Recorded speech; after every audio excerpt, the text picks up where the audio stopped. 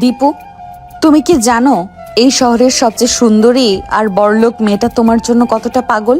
এই নাও, এই লিলি ফুলগুলো তোমার ওই শান্ত স্বভাবের সাথে একদম perfect. I love you Dipu, আজ থেকে তুমি শুধু আমার। দীপু, আপনার কি চোখের মাথা খারাপ হয়েছে, নাকি আমি দেখতে লিলি ফুলের মতো নরম? হ্যাঁ, আপনি কে? দীপু কই? আর আপনার গলা তো দীপুর মতো মিষ্টি না। আবার এই শার্টটা, এটা তো দীপু পরতো, সেজন্যই আমি আকাশ, দীপুর ছোট ভাই। আর যে সাদা শার্টটা দেখে আপনি অজ্ঞান হয়ে যাচ্ছেন, ওটা কাল রাতে দীপু ময়লা করে ফেলে রেখেছিল বলে আজ আমি কেচে ইস্ত্রি করে পরে বেরিয়েছি। এখন বলেন, রাস্তার মাঝখানে এভাবে আমাকে প্রপোজ করার সাহস পেলেন কোত্থেকে? লজ্জা করে না? আর দীপুকে চেনেন কি করে আপনি? লজ্জা? লজ্জা তো আপনার হওয়া উচিত। আমার মতো এক রাজকন্যার কাছ থেকে লিলি ফুল পেলেন, আপনার তো ধন্য হওয়া উচিত ছিল। আর আপনি আমাকে ধমকাচ্ছেন? শোনেন মিস্টার, আমি নদী, এই শহরের বিখ্যাত ব্যবসায়ী আরমান সাহেবের একমাত্র মেয়ে। বড়লোক বাপের মেয়ে বলে কি রাস্তাঘাটে যাকে তাকে প্রপোজ করার লাইসেন্স পেয়ে গেছেন? এখন ধরা খাওয়ার পর তো সবাই এটাই বলে, আপনাকে না অন্য একজনকে করতে আসছিলাম। কেন? প্রেম কি বাজারের শাকসবজি নাকি, যে একজনকে না পেলে অন্যজনকে দিয়ে কাজ চালিয়ে নেবেন? ফাজিল মেয়ে কোথাকার। মুখ সামলে কথা বলেন। আমি দীপুকে ভালোবাসি। আমি তো ভেবেছি দীপু আসছে। আপনাদের হাইট আর এই ড্রেসটা দেখে আমি কনফিউজড হয়ে গেছি। Sorry, just a mistake. Mistake? নিজের বয়সের দিকে তাকান। দীপু আপনার চেয়ে কত বড় জানেন? ও শান্ত, পড়াশোনা নিয়ে থাকে, আর আপনি দেখে তো মনে হয় সারাদিন আয়নার সামনে মেকআপ নিয়ে থাকেন আর ছেলেদের পেছনে ফুল নিয়ে ঘোরেন।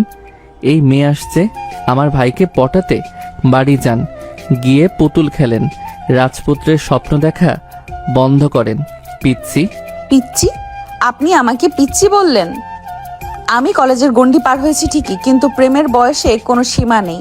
আর আপনি আমাকে পিচ্ছি বলছেন? আমি আর দীপু সমবয়সী, তবে আপনাকে দেখে মনে হচ্ছে পিচ্ছি আপনি নিজেই। আপনি যেহেতু দীপুর ছোট, তবে আমারও ছোট। আমি আপনার সিনিয়র, সম্মান দিয়ে কথা বলুন। আর হ্যাঁ, আপনার ভাই দীপুকে আমি ছাড়ছি না। সে আমার নীল পরী, থুক্কু, ও আমার রাজকুমার। আপনি তো একটা সাক্ষাৎ ডাইনি, মানে সাক্ষাৎ গুন্ডা। কি সব বলে, পাগল নাকি? আমি গুন্ডা নাকি সেটা পরে বুঝবেন। খবরদার, আমার ভাইয়ের আশেপাশে যেন আপনাকে না দেখি। আমরা গরিব হতে পারি, কিন্তু আমাদের আত্মসম্মান অনেক বেশি। আপনার মতো লোভী আর প্লে গার্ল টাইপ মেয়েদের আমি চিনে রেখেছি। লোভী? আমি আপনাকে দেখে নেব। এই আকাশ চৌধুরী, সরি আকাশ, যাই হন না কেন, আমি দীপুকে জয় করেই ছাড়বো। আর আপনাকে বুঝিয়ে দেব এই সিনিয়র মেয়েটা যখন কারোর পিছে লাগে তখন তার অবস্থা কি হয়। বাংলা সিনেমা বেশি দেখেন নাকি? যত সব। শহরের এক অভিজাত এলাকার ঝকঝকে রাস্তা, রাস্তার পাশে একটি দামি স্পোর্টস কার দাঁড় করানো।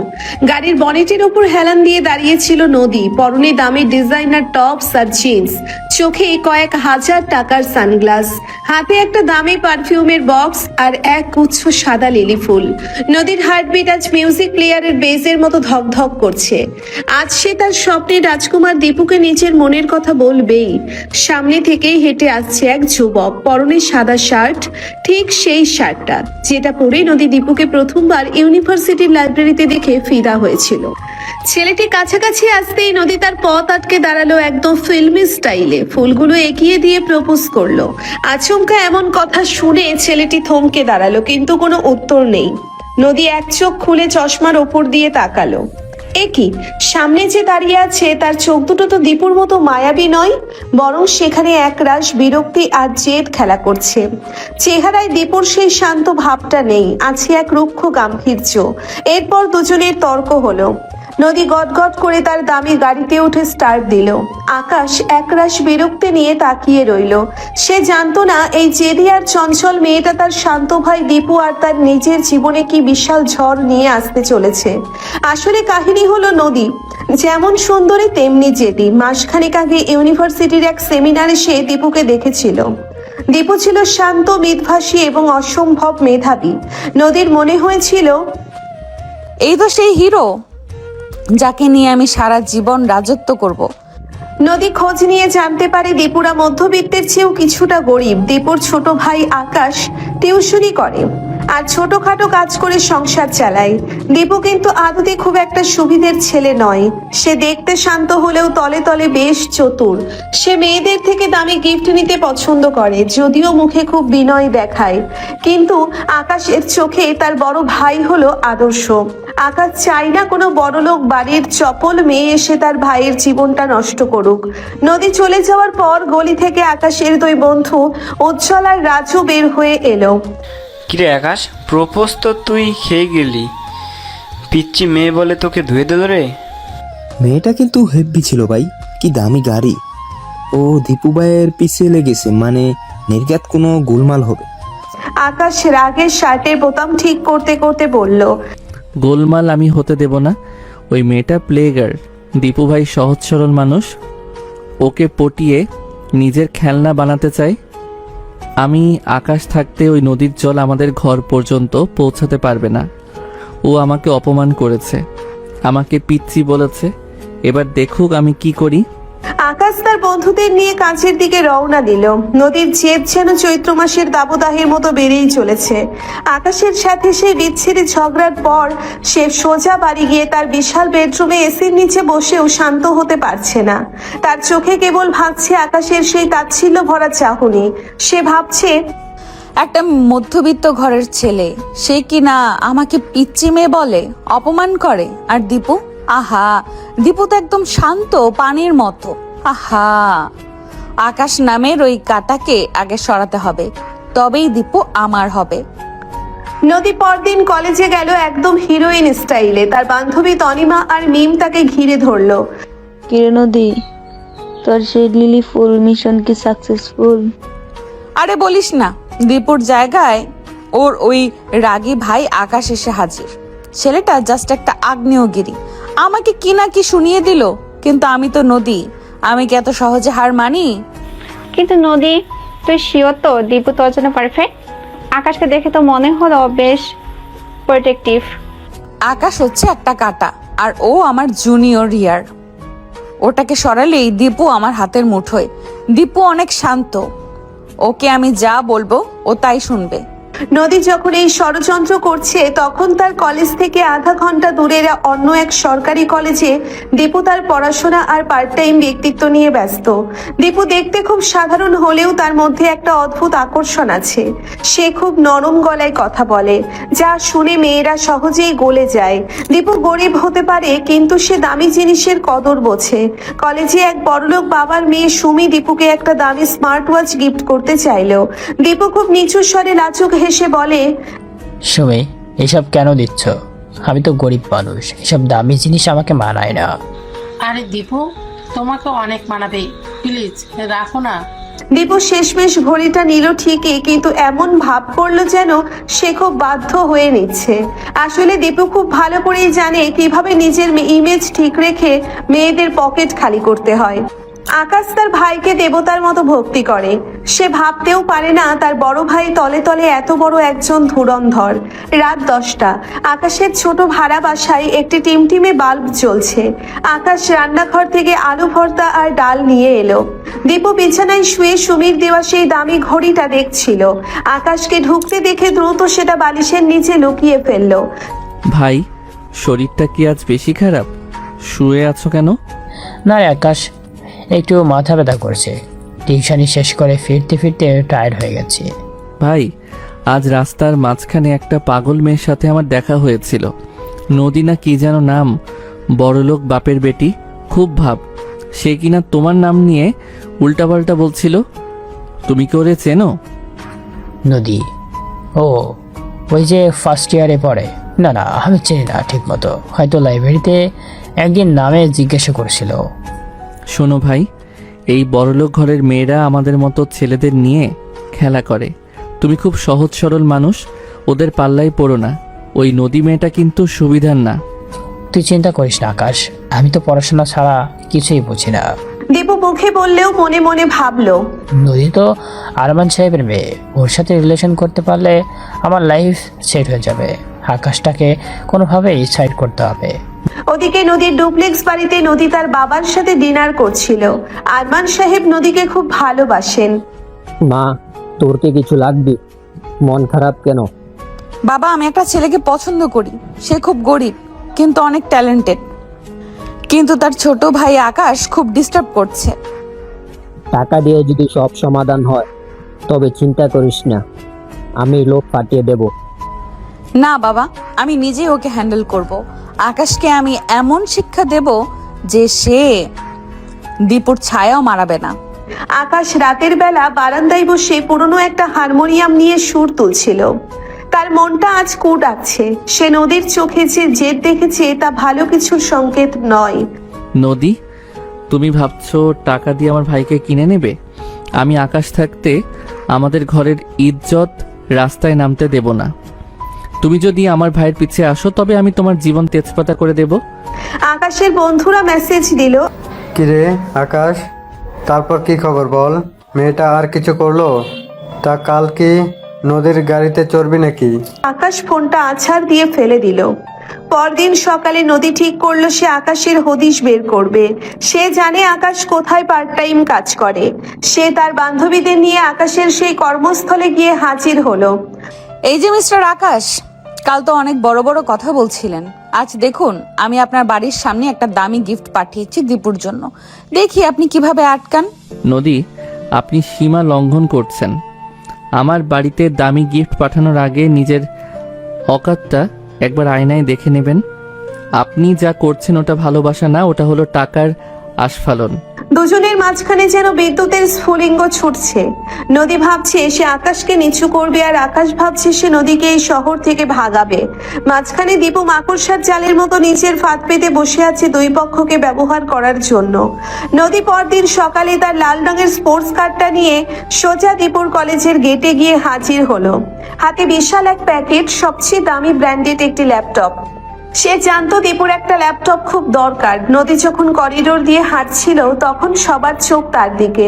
সে দীপুকে খুঁজে বের করলো লাইব্রেরির সামনে। নদী একটু ন্যাকামি ভরা মিষ্টি হেসে বলল, দীপু, এই নাও তোমার জন্য একটা ছোট্ট গিফট। মানা করো না কিন্তু, না হলে আমি এইখানে কান্নাকাটি জুড়ে দেব। দীপু চোখ মুখে একরাশ বিস্ময় আর ভেতরে লোভ চেপে রেখে বলল, নদী, তুমি এইসব কি করছো? এত দামি জিনিস আমি কিভাবে নিব? আমার ছোট ভাই আকাশ শুনলে আমার সাথে রাগ করবে। আমার বাবাও তো আমাকে বাড়ি থেকে বের করে দিবে।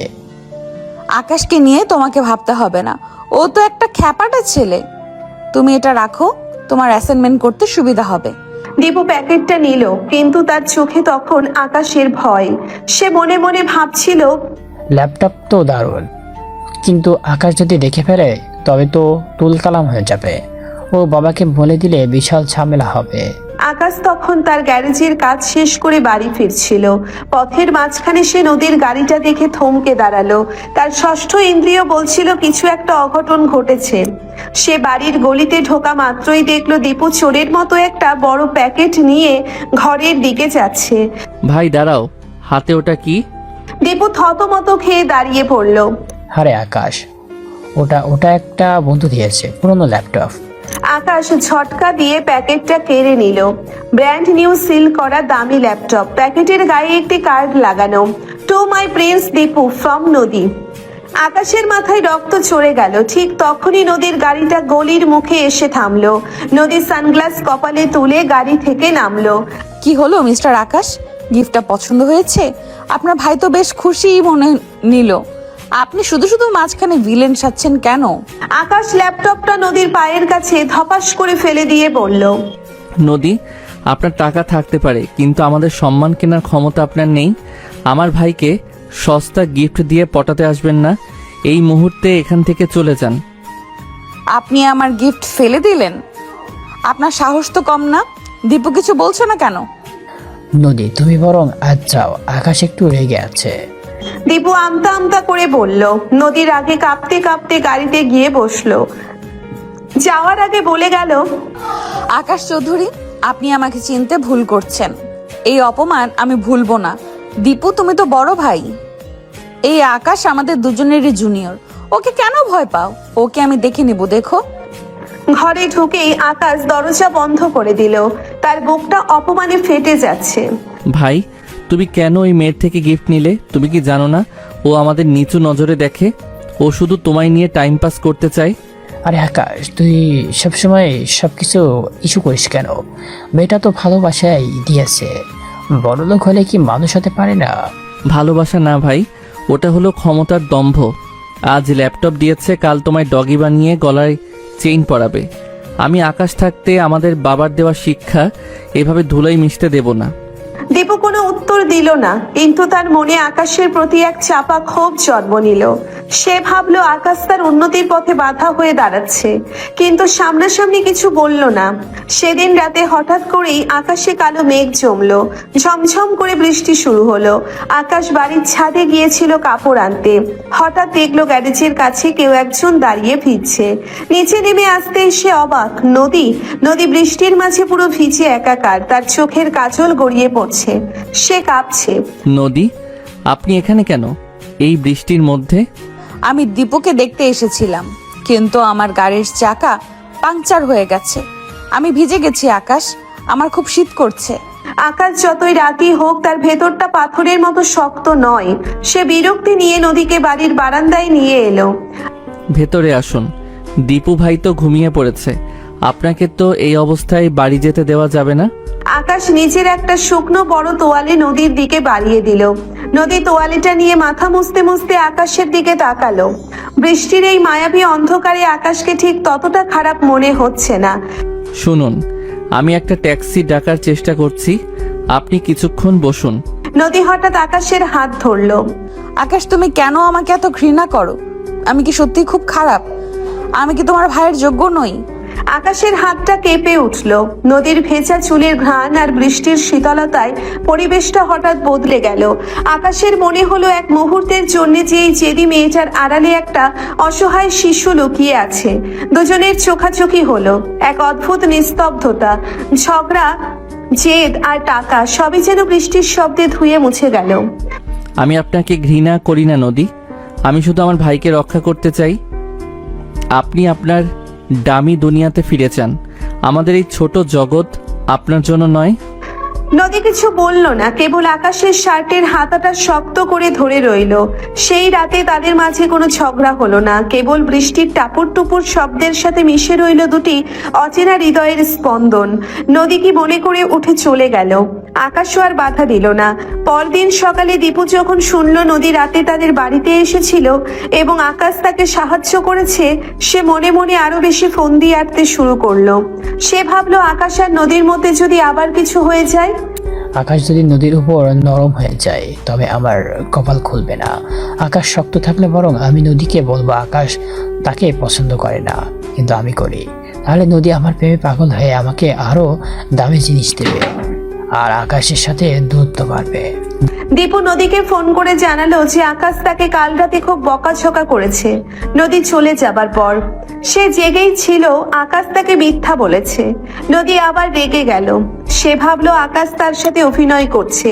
বৃষ্টির সে রাতের পর আকাশের মনের কোণে এক ফালি দ্বিধা জমা হয়েছিল, কিন্তু নদীর জন্য দীপুর পাগলামি আর দীপুর তলে তলে চলা চালবাজি সেই মায়াকে আবার ক্রোধে রূপান্তর করলো। নদী এখন প্রতিশোধের নেশায় উন্মত্ত। সে ঠিক করেছে আকাশকে এমন এক শিক্ষা দেবে যা সে কোনোদিন ভুলবে না।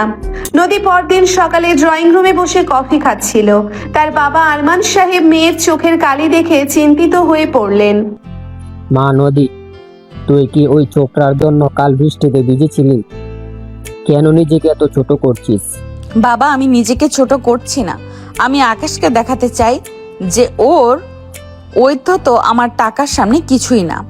ও কাল রাতে আমাকে সাহায্য করার ভান করে আসলে আমার দুর্বলতার সুযোগ নিয়েছে। ও দীপুকে আমার থেকে দূরে সরাচ্ছে। আরমান সাহেব আর পিএস কে ডাকলেন।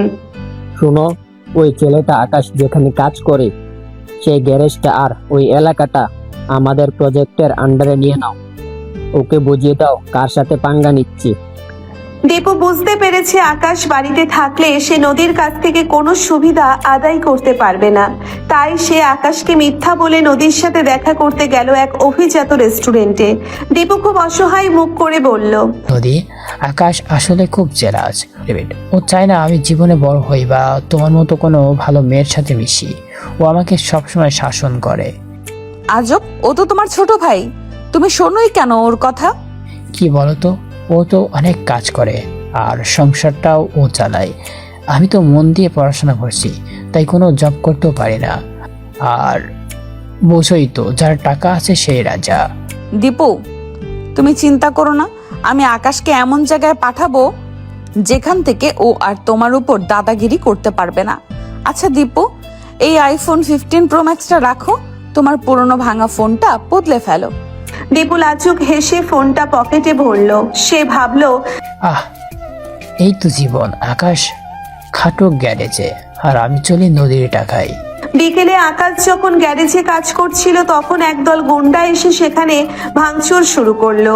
গ্যারেজ মালিক আকাশকে জানালো যে এই জায়গাটি আরমান সাহেব কিনে নিয়েছেন এবং আকাশকে আজই চাকরি থেকে বরখাস্ত করা হয়েছে। আকাশের মাথায় আকাশ ভেঙে পড়ল। সে বুঝতে পারলো এটি নদীর কাজ। সে হাত পরিষ্কার করে সোজা নদীর বাড়ির দিকে রওনা দিল। পথে তার দেখা হলো দীপুর সাথে। দীপু তখন নতুন ফোন কানে দিয়ে কারোর সাথে হাসি মুখে কথা বলছিল। ভাই, এই ফোন কোথায় পেলে? আরে ওটা ওটা একটা লটারি লেগেছে আকাশ। আকাশ আর কিছু বলল না। তার ভাইয়ের চোখের মিথ্যা সে ধরতে পেরেছে। সে দীপুর ফোনটা কেড়ে নিয়ে আছাড় দিয়ে ভেঙে ফেললো। আকাশ, তুই পাগল হয়েছিস? এটা দামি ফোন। বড়লোক মেয়ের দালালি করা ছাড়ো ভাই, আজ আমার চাকরি গেছে ওদের জন্য, আর তুমি ওদের পা চাটছো। দীপুর ইচ্ছে হলো আকাশকে চড় মেরে দিতে, কিন্তু কোনো মতে সে রাগ চেপে হনহন করে হেঁটে চলে যায়। এদিকে আকাশ নদীর বিশাল গেট ধাকিয়ে ভেতরে ঢুকলো। সিকিউরিটি গার্ডদের তোয়াক্কা না করে সে সরাসরি নদীর সামনে গিয়ে দাঁড়ালো। নদী তখন পুলের পাশে বসে রিল্যাক্স করছিল। আকাশ নদীর হাত চেপে ধরে চোখ দিয়ে যেন আগুন ঝরছে। নদী, আপনি ভেবেছেন আমার রুটি রুজি কেড়ে নিলে আমি আপনার পায়ে এসে পড়বো? আপনি আমার গ্যারেজ বন্ধ করেছেন, আমার ভাইয়ের হাতে বিষ তুলে দিচ্ছেন। আপনার টাকার অহংকার আমি আজ ভেঙে দেব। ছাড়ো না আমাকে, আপনার সাহস তো কম না। গার্ডস! আকাশ নদীকে ছেড়ে দিয়ে একটা বিদ্রুপের হাসি হাসলো। গার্ড ডাকছেন? ডাকুন, কিন্তু শুনে রাখুন নদী, আপনি দীপুকে পাবেন না। দীপু আপনাকে ভালোবাসে না, ও ভালোবাসে আপনার টাকাকে। আর আমি আকাশ, আমি যদি জেদ ধরি তবে আপনার এই প্রাসাদ আমি ধুলোয় মিশিয়ে দেব। আপনি আমাকে পিচ্চি ছোকরা বলেছিলেন না? এবার দেখুন এই ছোকরা কি করে। আকাশ নদীর দামি শোপিসগুলো লাথি দিয়ে ভেঙে চুরমার করে দিল। নদী ভয়ে আর বিস্ময়ে তাকিয়ে রইল। আকাশের এই রুদ্রমূর্তি সে আগে দেখেনি। নদী আকাশকে থামাতে গেল। You bloody, are you mad? কি করছো এসব? ধস্তাধস্তির এক পর্যায়ে নদী ছিটকে পড়ে যেতে নিলে আকাশ তাকে ধরে ফেললো। আবার সেই বৃষ্টির রাতের মতো তারা খুব কাছাকাছি। আকাশের গায়ের ঘাম আর রাগের তপ্ত নিঃশ্বাস নদীর মুখে লাগছে। নদীর হার্টবিট বেড়ে গেল। সে আকাশের চোখে তাকিয়ে ঘৃণা খুঁজতে চাইল, কিন্তু দেখলো সেখানে এক গভীর ক্ষত। আপনি একটা পাথরের মূর্তি নদী, আপনি ভালোবাসা বোঝেন না, কেবল জয় করতে জানেন। আকাশ ঝটকা দিয়ে নদীকে সরিয়ে দিয়ে বেরিয়ে গেল। নদী মেঝের ওপর বসে হাঁপাতে লাগলো। তার মনে এক অদ্ভুত অনুভূতি হচ্ছে। সে কি আসলেও দীপুকে চায়, নাকি আকাশের এই অদম্য পৌরস তাকে টানছে? দীপু বাড়ি ফিরে আকাশের ওপর চড়াও হলো। তোর জন্য আমার ফোন ভাঙলো, আমার প্রেস্টিজ গেল। আমি আর তোর সাথে থাকবো না। দীপু ব্যাগ গুছিয়ে নদীর বাড়ির গেস্ট হাউসে গিয়ে উঠল। নদী তাকে আশ্রয় দিল কেবল আকাশকে জেতানোর জন্য। আকাশ এখন বাড়িতে একা। তার বাবাও একটা কাজে গেছেন। মা মরার পর বাবাই তাদের আগলে রেখেছে। বাবাকে কিছু জানানো যাবে না। তার চারপাশ অন্ধকার। তার ভাই তাকে ছেড়ে চলে গেছে সেই মেয়ের কাছে যাকে সে ঘৃণা করে। কিন্তু আকাশ দমে যাওয়ার পাত্র নয়। সে বন্ধুদের কল করলো। উজ্জ্বল, রাজু, অপারেশন নদী শুরু করো। এবার আর ডিফেন্স নয়, এবার অ্যাটাক হবে। শুরু হলো এক নতুন খেলা। দীপু ভাবছে সে জিতে গেছে, নদী ভাবছে সে আকাশকে একঘরে করে ফেলেছে। কিন্তু আকাশের নীরবতা যে এক বিশাল ঝড়ের সংকেত তা তারা কেউ জানে না। পরদিন সকালে আকাশ নদীর অফিসের সামনে গিয়ে দাঁড়ালো, কিন্তু এবার ফুল হাতে নয়, বরং নদীর বাবার কিছু গোপন দুর্নীতির ফাইল হাতে। পরদিন সকালে আকাশ সাধারণ পোশাকেই আরমান সাহেবের অফিসের সামনে গিয়ে দাঁড়ালো। সিকিউরিটি গার্ডরা তাকে আটকাতে চাইলে সে ঠান্ডা গলায় বলল, আরমান সাহেবকে গিয়ে বলো তার পানামা প্রজেক্টের কিছু ফাইল আমার কাছে আছে, যা লিক হলে তার সাম্রাজ্য তাসের ঘরের মতো ভেঙে পড়বে। মিনিট পাঁচেকের মধ্যে আকাশকে আরমান সাহেবের খাস কামরায় নিয়ে যাওয়া হলো। আরমান সাহেব রাগে চোখে আকাশের দিকে তাকালেন। কত টাকা চাও তুমি? আমার মেয়েকে ডিস্টার্ব করা বন্ধ করার জন্য কত নেবে? আকাশ একটি ফাইল টেবিলের উপর রেখে বলে, টাকা দিয়ে যদি সব কেনা যেত সাহেব, তবে আপনার মেয়াদ সুখী থাকতো। আপনার এই প্রজেক্টে যে জালিয়াতি হয়েছে তার সব প্রমাণ এখানে। আমি এটা পুলিশকে দেব না যদি আপনি নদীকে সামলান। নদী আমার ভাইকে টাকার লোভ দেখিয়ে নষ্ট করছে, ওকে বলুন এই খেলা বন্ধ করতে। আরমান সাহেব থতমত খেয়ে গেলেন। তিনি বুঝতে পারলেন এই ছেলেটা কেবল গ্যারেজের মেকানিক নয়, সে যথেষ্ট বুদ্ধিমান। ঠিক আছে, তুমি যাও, দেখছি। আকাশ রেগে চলে যায়। ওদিকে নদীর গেস্ট হাউসে দীপু এখন নবাবী মেজাজে। সে নদীকে বলল, নদী, আমার একটা স্পট বাইক খুব দরকার। আকাশ সবসময় আমাকে বসে যেতে বাধ্য করতো, তাই কিনতে পারিনি। নদী প্রথমবার দীপুর দিকে তাকিয়ে একটু অস্বস্তি বোধ করলো। তার মনে পড়লো আকাশের কথা। ও আপনাকে ভালোবাসে না, ও ভালোবাসে আপনার টাকাকে। দীপুর চোখে সে আজ সেই লালসাটা পরিষ্কার দেখতে পেল। তবু জেদ মেটাতে সে বাইক কিনে দিতে রাজি হলো। ঠিক তখনই আরমান সাহেব নদীকে ডেকে পাঠালেন। নদী শোনো, আকাশকে আর বিরক্ত করবি না, ওর মতো ওকে থাকতে দে। আজব তো, তুমি একথা কেন বলছো হঠাৎ? এত কফিয়ত দিতে পারবো না, যা বললাম মনে রাখিস। তিনি নদীকে কড়া ভাষায় শাসন করলেন এবং আকাশকে আর ডিস্টার্ব করতে নিষেধ করলেন। নদী অবাক হলো, আকাশ তার বাবাকে কিভাবে হাত করলো। না, আকাশের সাথে কথা বলবো। ও কি বলেছে বাবাকে? ওর এত সাহস, ওর জন্য বাবা আমাকে বকলো। নদী ঠিক করলো সে আকাশের সাথে সরাসরি কথা বলবে। সে আকাশকে এক নির্জন রেস্টুরেন্টে ডিনারের দাওয়াত দিল। আকাশ এলো, তবে তার চোখে মুখে কোনো ভয় নেই। রেস্টুরেন্টের আলো ছিল মায়াবী, চারপাশটা খুব শান্ত। নদী আজ খুব সাধারণ একটা নীল শাড়ি পরেছে, যা দেখে আকাশের বুকটা একবার কেঁপে উঠল। আপনি আমার বাবাকে ভয় দেখিয়েছেন আকাশ। আপনি কতটা নিচে নামতে পারেন? আপনার বাবা যখন আমার রুজি কেড়ে নিয়েছিল তখন কোথায় ছিল আপনার নীতি কথা? নদী, আপনি এখনো বুঝছেন না, দীপু ভাই আপনাকে ধ্বংস করে দেবে। ও আপনার টাকার জন্য অভিনয় করছে। মিথ্যা কথা। দীপু আমাকে সম্মান করে, আর আপনি তো কেবল ঝগড়া করতে জানেন। তো ডেকেছেন কেন এখানে? তোমাকে তোমার জায়গাটা বুঝিয়ে দিতে। কি বলতে চাইছেন? বাবার ব্রেন ওয়াশ করে লাভ নেই। দীপুকে আমি ছাড়ছি না। আপনি পাগল আছেন তো? আপনাকে বোঝাতেই পারছি না। বুঝতে হবে না আমার কি সমস্যা। দীপু আমার, আমি দীপুর, বাস, কোনো কথা হবে না। ঝগড়া করতে করতে নদী হঠাৎ উত্তেজিত হয়ে দাঁড়িয়ে পড়ল। টেবিলের এক পাশে রাখা গ্লাস উল্টে নদীর শাড়িতে জল পড়ল। আকাশ দ্রুত টিস্যু নিয়ে নদীর হাত পরিষ্কার করতে গেল। আবার সেই বিদ্যুৎপৃষ্ট হওয়ার মতো অনুভূতি। দুজনের খুব কাছাকাছি অবস্থান। নদী আকাশের চোখের দিকে তাকিয়ে দেখলো নদীও তাকে দেখছে। আকাশের হাত যখন নদীর হাতের ওপর স্থির হলো, নদী বুঝতে পারলো সে এই ছেলেটাকে কেন যেন দূরে সরাতে পারছে না। কেমন যেন একটা মোহ এখানে। আকাশের গায়ে সেই মেহনতি মানুষের সুঘ্রাণ নদীর দামি পারফিউমকে হার মানাচ্ছে। নদী, আপনি জেদ ছাড়ুন। আমি আপনাকে কষ্ট দিতে চাই না, কিন্তু দীপু ভাইয়ের থেকে আপনাকে দূরে থাকতেই হবে। নদী এক ঝটকায় হাত সরিয়ে নিল। আমি আপনার কথা শুনবো না আকাশ। আমি দীপুকেই বিয়ে করব। আকাশ চলে যাওয়ার পর নদী গেস্ট হাউসে ফিরে এমন এক দৃশ্য দেখলো, তার পায়ের তলা থেকে মুহূর্তেই মাটি সরে গেল। দীপু তার এক বন্ধুর সাথে ফোনে কথা বলছে আর হাসছে। আরে ভাই, নদী তো একটা সোনার ডিম, পাড়া হাঁস। ওকে পাঠিয়ে বাইকটা বের করে নিয়েছি। বিয়ের পর ওর বাবার অর্ধেক প্রপার্টি আমার নামে লিখিয়ে নিব। আর ওই আকাশ গাধাটা ভাবে আমি খুব নিরোহী। অবশ্য এখন একটু বুঝেই গেছে আমি কেমন। নদীকে বুঝতেও চাচ্ছে। তার আগেই মিশন কমপ্লিট করতে হবে। আমি বুঝি না ভাই, এই আকাশটা আমার ভাই না শত্রু? নদী দরজার আড়ালে দাঁড়িয়ে সব শুনল। তার পায়ের তলা থেকে মাটি সরে গেল। আকাশের প্রতিটি কথা আজ ধ্রুব সত্য হয়ে তার সামনে এলো। সে বুঝলো সে যাকে রাজকুমার ভেবেছিল সে আসলে এক লোভী দানব, আর যাকে সে গুন্ডা ভেবেছিল সেই আকাশই তাকে আগলে রাখার চেষ্টা করেছে। সে দীপুকে কিছু বলতে পারলো না, বহু কষ্টে নিজের কান্নাটা চেপে রাখলো। রাত তখন 2টো। আকাশ তার ভাঙা ঘরে একা বসেছিল। হঠাৎ দরজায় ধাক্কা। দরজা খুলতেই দেখলো নদী দাঁড়িয়ে। নদী কাঁদছে। আকাশ, তুমি ঠিক ছিলে, আমি ভুল করেছি। দীপু ও আমাকে ঠকিয়েছে। আকাশ কিছু বলল না, সে কেবল সরে দাঁড়ালো নদীকে ভেতরে আসার জায়গা করে দিতে। নদী আকাশের বুকে আছড়ে পড়ে কাঁদতে লাগলো। আকাশ এবার আর তাকে সরিয়ে দিল না, সে আলগোছে নদীর মাথায় হাত রাখলো। আমি বলেছিলাম না নদী, আমাদের এই ছোট জগৎ আপনার জন্য নয়, কিন্তু আপনি যদি এই জগতে থাকতে চান তবে আপনাকে নদীর মতো শান্ত হতে হবে, আগ্নেয়গিরির মতো নয়। নদী আকাশের দিকে তাকিয়ে হাসলো, এক করুণ অথচ সুন্দর হাসি।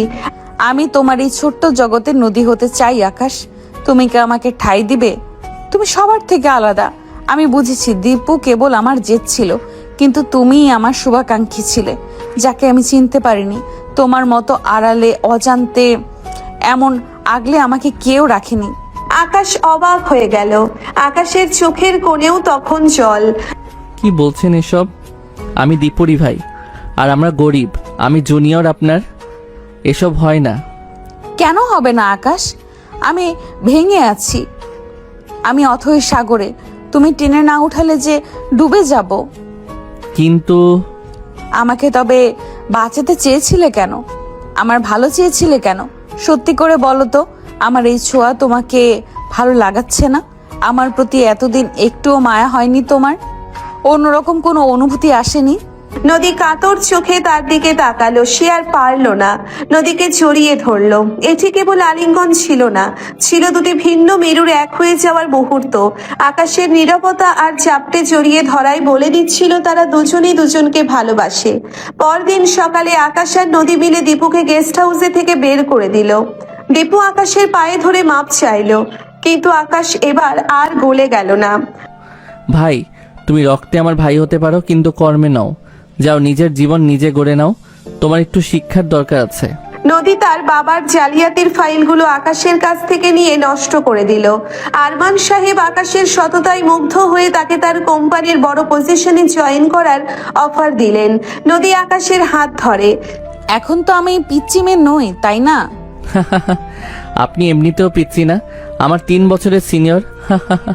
আর এখন আপনি আমার অধিকার, আর আমি আপনার সেই পিচ্চি ছোকরা যে সারা জীবন আপনার পথ আগলে রাখবে। ঘৃণা থেকে শুরু হওয়া এই বৈরতির গল্প আজ এক নীলখামে বন্দী হলো। নদী আর আকাশ এখন একে অপরের পরিপূরক।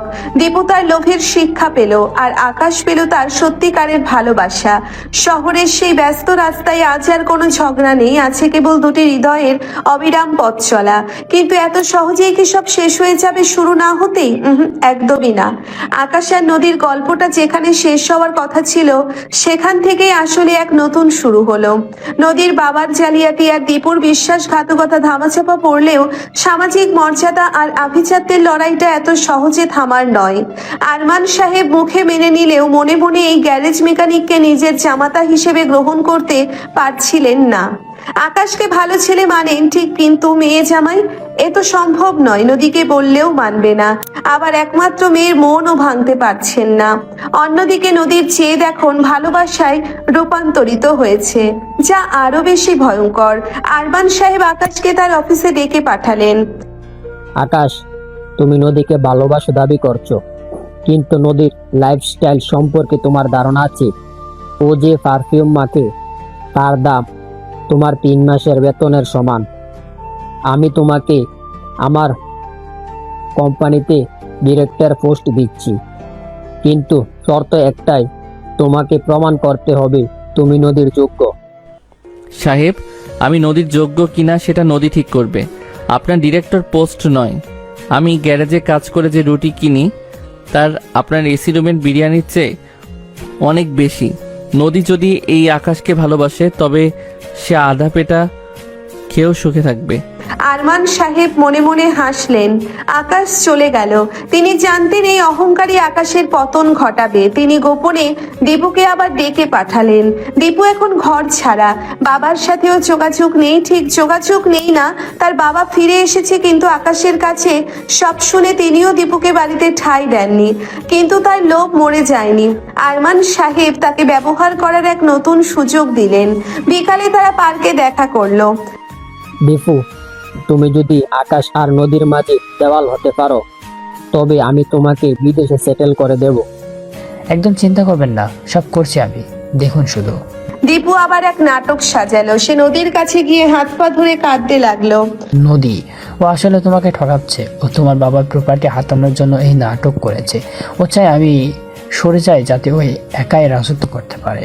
তুমি ভাবলে কি করে তোমার এই জালিয়াতি আমি বিশ্বাস করব?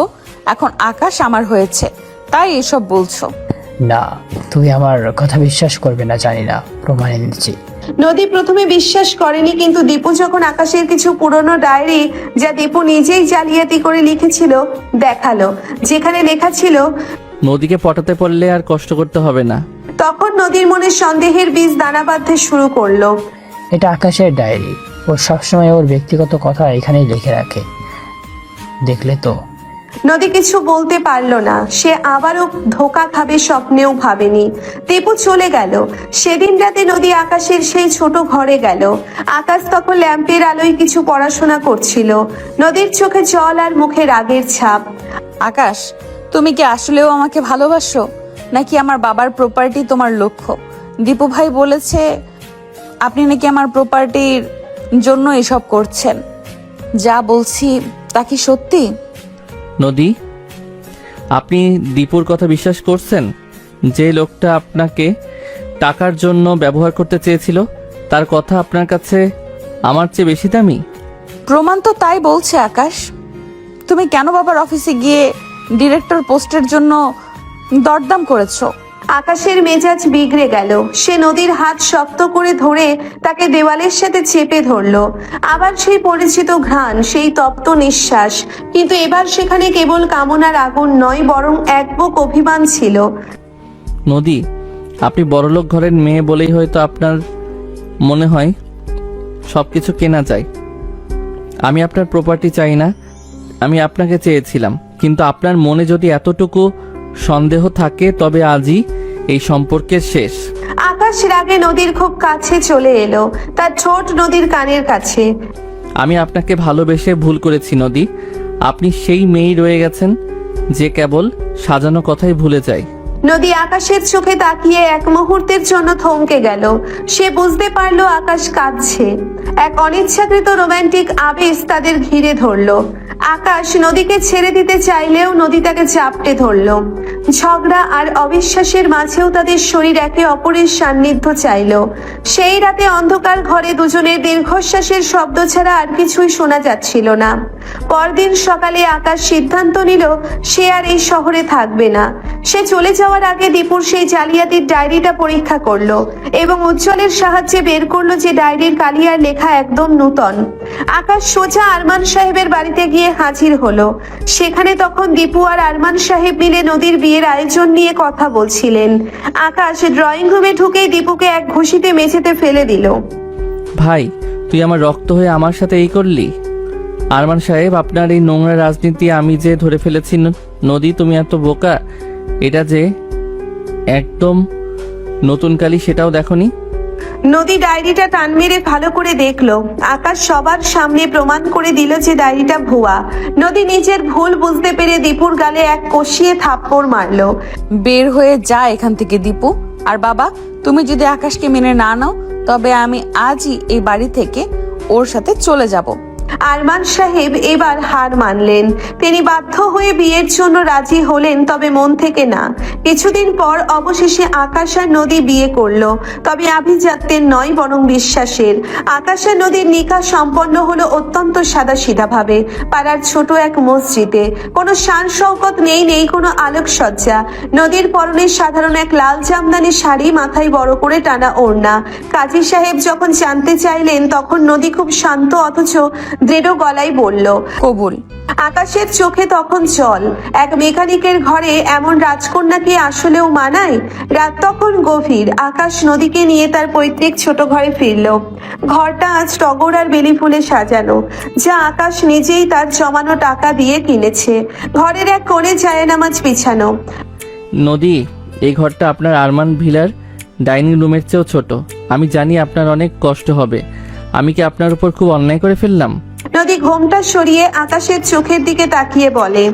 আকাশ, আমি যে নদী একবার সাগরে মেশার পথ চলা শুরু করে সে বালুচরের চিন্তা করে না। আজ থেকে আপনার এই ছোট্ট ঘরেই আমার জান্নাত। আমি আভিজাত্য দিয়ে নয়, ভালোবাসা দিয়ে আমাদের ঘর সাজাবো। আকাশ আবেগপ্রবণ হয়ে নদীর কপালে একটি পরম আদরের চিহ্ন এঁকে দিল। বাসর রাতের মোমবাতির আলোয় যখন তারা দুজনে আগামীর স্বপ্ন দেখছিল, ঠিক তখনই জানালার কাঁচ ভেঙে একটি পাথর এসে পড়ল মেঝেতে। পাথরের সাথে একটি চিরকুট। নিকা তো করলি আকাশ, কিন্তু বাসরাতটা কি শান্তিতে কাটাতে পারবি? উপহারটা আজ রাতে পৌঁছানোর কথা ছিল, কিন্তু তোলা রইল আগামীর জন্য। তোর এই খুশির ঘরে আমি নিজে আগুন জ্বালাবো। ইতি তোর বড় ভাই দীপু।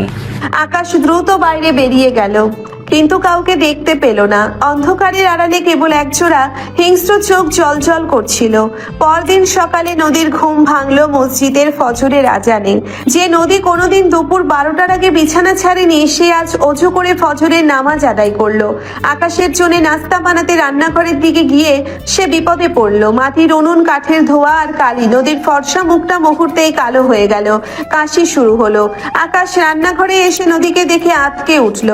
নদী, এ কি অবস্থা আপনার? আমি তো বলেছি আপনাকে এসব করতে হবে না। আমি হোটেল থেকে নাস্তা নিয়ে আসবো। একদম না আকাশ, আমি আপনার স্ত্রী। আমি যদি জেদ করে আরমান ভিলা ছাড়তে পারি, তবে এই উনুন ধরানো আমি শিখব। আমি চাই না পাড়ার লোক হাসাহাসি করুক যে চৌধুরী বাড়ির মেয়ে মেকানিকের ঘরে এসে নবাবী করছে। বিকেলে পাড়ার কিছু হিংসে করা মহিলা নদীকে দেখতে এলো। তারা বলা বলি করতে থাকলো। বড়লোকের বেটি, দুদিন পর তো বাপের দামি এসি রুমে ফিরে যাবে। এই অভাবের সংসারে কি আর সইতে পারবে? নদী সেদিকে কান দিল না, বরং নিজের বিয়ের একজোড়া সোনার বালা চুপি চুপি বিক্রি করে আকাশের গ্যারেজের জন্য নতুন কিছু যন্ত্র আর একটি ইনভার্টার কিনে আনলো, যাতে আকাশকে গরমে কষ্ট পেতে না হয়। নদীর এই নীরব ত্যাগ দেখে আকাশ অবাক হয়ে গেল। তার সেই ঝগড়াটে সিনিয়র মেয়েটা আজ যেন এক পরিণত ঘরণী হয়ে উঠেছে। আকাশ আর নদীর শোক সহ্য হলো না দীপুর। আরমান সাহেবের মদতে দীপু এক ভয়ঙ্কর ফাঁদ পাতলো। একদিন আকাশ যখন তার গ্যারেজে নতুন মেশিনগুলো নিয়ে কাজ করছিল, হঠাৎ সেখানে পুলিশ এসে হানা দিল। আকাশ, আপনার বিরুদ্ধে কমপ্লেন আছে। আপনি স্মাগলিং এর মালের কারবার করছেন। এই নতুন মেশিনগুলোর পেপারস কই? আসলে দীপু জালিয়াতি করে সেই মেশিনগুলোর ভেতর নিষিদ্ধ কিছু জিনিস লুকিয়ে রেখেছিল। আকাশ কিছুই জানতো না। সবার সামনে আকাশকে হাতকড়া পরিয়ে নিয়ে যাওয়া হলো। নদী যখন এই খবর পেল, সে পাগলের মতো থানায় দৌড়ে গেল। সেখানে দেখলো তার বাবা আরমান সাহেব আর দীপু হাসি মুখে দাঁড়িয়ে আছেন। নদী, এখনো সময় আছে। এই মেকানিককে ডিভোর্স দেওয়ার কাগজে সই করো। আমি ওকে এখনই ছেড়ে দেব, না হলে ওর জেলখানায় পচে মরা কেউ আটকাতে পারবে না। নদী বাবার চোখের দিকে তাকিয়ে ঘৃণা ভরা কণ্ঠে বলল, বাবা, আপনি রক্তে আমার বাবা হতে পারেন, কিন্তু মনে আপনি এক কসাই। আকাশ আমার স্বামী, ওর মান সম্মান আজ থেকে আমার। আমি ডিভোর্স দিব না, বরং আপনাকে আর ওর ভাই নামের কলঙ্ক দীপুকে আমি হাজতে পাঠাবো। হাজতের লোহার শিকের ওপাশে আকাশ আর এপাশে নদী। দুজনের মাঝখানে কেবল এক চিলতে দূরত্ব। আকাশের চোখ আর ছলছল করছে। অপমানে আর লজ্জায় সে মাথা তুলতে পারছে না। নদী, আপনি বাবার কথা মেনে নিন। কেন এই অভাবের ছেলের জন্য নিজের জীবনটা নষ্ট করছেন? আপনি রাজকন্যা, আপনার জায়গাটা রাজপ্রাসাদেই। আকাশ, খবরদার আর কোনোদিন এই কথা বলবে না। তোমার উপর আমার পূর্ণ বিশ্বাস আছে। তুমি সবুর করো, আল্লাহ ইনশাল্লাহ আমাদের পথ দেখাবেন। আমি একা নই, আমাদের ভালোবাসা আমার সাথে আছে। নদী আকাশের হাতে হাত রেখে প্রতিজ্ঞা করলো সে এই ষড়যন্ত্রের শেষ দেখে ছাড়বে, কিন্তু আরমান সাহেব টাকা দিয়ে আইনের মুখ বন্ধ করে দিলেন। আকাশকে হাজতে রেখে শুরু হলো নদীর এক কঠিন লড়াই। আরমান সাহেবের টাকা আর দীপুর বিষাক্ত চালের সামনে নদী এখন একা, কিন্তু তার সাহসের পাল্লা যে কারো চেয়ে ভারী। আকাশকে জেল হাজতে রেখে নদী যখন ঘরে ফিরলো তখন তার পুরো শরীর কাঁপছে রাগে, কিন্তু কাঁদলে চলবে না। সে তার ড্রয়ার থেকে আকাশের জমানো কিছু টাকা আর নিজের শেষ সম্বল হীরের নাকফুলটা বের করলো। শহরের নামকরা উকিল ব্যারিস্টার মইনুলের কাছে যেতে হবে। সেখানে যাবার পর ব্যারিস্টার মইনুল নদীর অবস্থা দেখে একটু তাচ্ছিল্য করে হাসলেন। চৌধুরী সাহেবের মেয়ে আজ একা মেকানিকের জন্য আমার দুয়ারে। নদীমা, তোমার বাবা যদি জানে আমি এই কেস লড়ছি, কালে আমার লাইসেন্স ক্যান্সেল করে দেবে। লাইসেন্স ক্যান্সেল হওয়ার পরে করবেন আঙ্কেল। আগে দেখেন একজন নির্দোষ মানুষ জেল খাটছে। আপনি যদি কেস না লড়েন তবে আমি আপনার চেম্বারের সামনে আমরণ অনশনে বসবো। আর আপনি তো জানেন নদী যা বলে তা করেই ছাড়ে। ব্যারিস্টার সাহেব নদীর জেদ দেখে ঘামতে লাগলেন। এদিকে পাড়ার মোড়ে দীপু বাইক নিয়ে চক্কর দিচ্ছে। নদীকে ফিরতে দেখে সে শীষ দিয়ে উঠল। কিরে ছোট বউ, উকিল ধরে লাভ নেই। আকাশকে আমি এমন আটায় ফেলছি যে বের হতে গেলেই চামড়া উঠে যাবে। তার চেয়ে বরং বাবার কাছে ফিরে যা, শাড়ি গয়না পরে আবার রাজকন্যা হয়ে থাক। দীপু ভাই, আপনার বাইকের টায়ারে যে হাওয়া কম সেটা খেয়াল করেছেন? আকাশের গ্যারেজ বন্ধ হতে পারে, কিন্তু আপনার বুদ্ধি যে লিক হয়ে গেছে সেটা সবাই বুঝে গেছে। সাবধানে থাকেন, কখন যে নিজের গর্তে নিজে পড়েন। দীপু মুখ কালো করে চলে গেল। নদী মনে মনে হাসলো, কিন্তু তার বুকটা ফেটে যাচ্ছিল আকাশের জন্য। পরদিন নদী অনেক কষ্ট করে আকাশের প্রিয় আলু দিয়ে মুরগির ঝোল আর সাদা ভাত রান্না করলো। অনেক কাঠখড় পুড়িয়ে পুলিশের কনস্টেবলকে কিছু টাকা আর মিষ্টি কথায় ম্যানেজ করে সে হাজতের কাছে যাওয়ার অনুমতি পেল। আকাশ তখন শিকের ওপাশে মনমরা হয়ে বসে মেঝের পিঁপড়ে গুনছিল। নদীকে দেখে সে ছিটকে উঠে দাঁড়ালো। নদী, আপনি আবার এসেছেন? আপনার হাতে ওটা কি? তোমার জন্য রাজকীয় ভোজ, তবে শর্ত আছে, পুরোটা খেতে হবে। আর শোনো, আলুগুলো কিন্তু আমি ঠিকমতো সিদ্ধ করেছি, একদম তোমার গলার স্বরের মতো নরম। আকাশ হাসবে না কাঁদবে বুঝতে পারলো না। নদী এক লোকমা ভাত মেখে শিকের ফাঁক দিয়ে আকাশের মুখে তুলে দিল। আকাশ খাওয়ার পর চোখ বন্ধ করে। উফ, নদী, ঝোলটা একটু ঝাল হয়েছে, কিন্তু পৃথিবীর সেরা বিরিয়ানিও এর কাছে নস্যি। তবে আপনার হাতের কালিগুলো তো পরিষ্কার হয়নি। কালি দিয়ে কি হবে?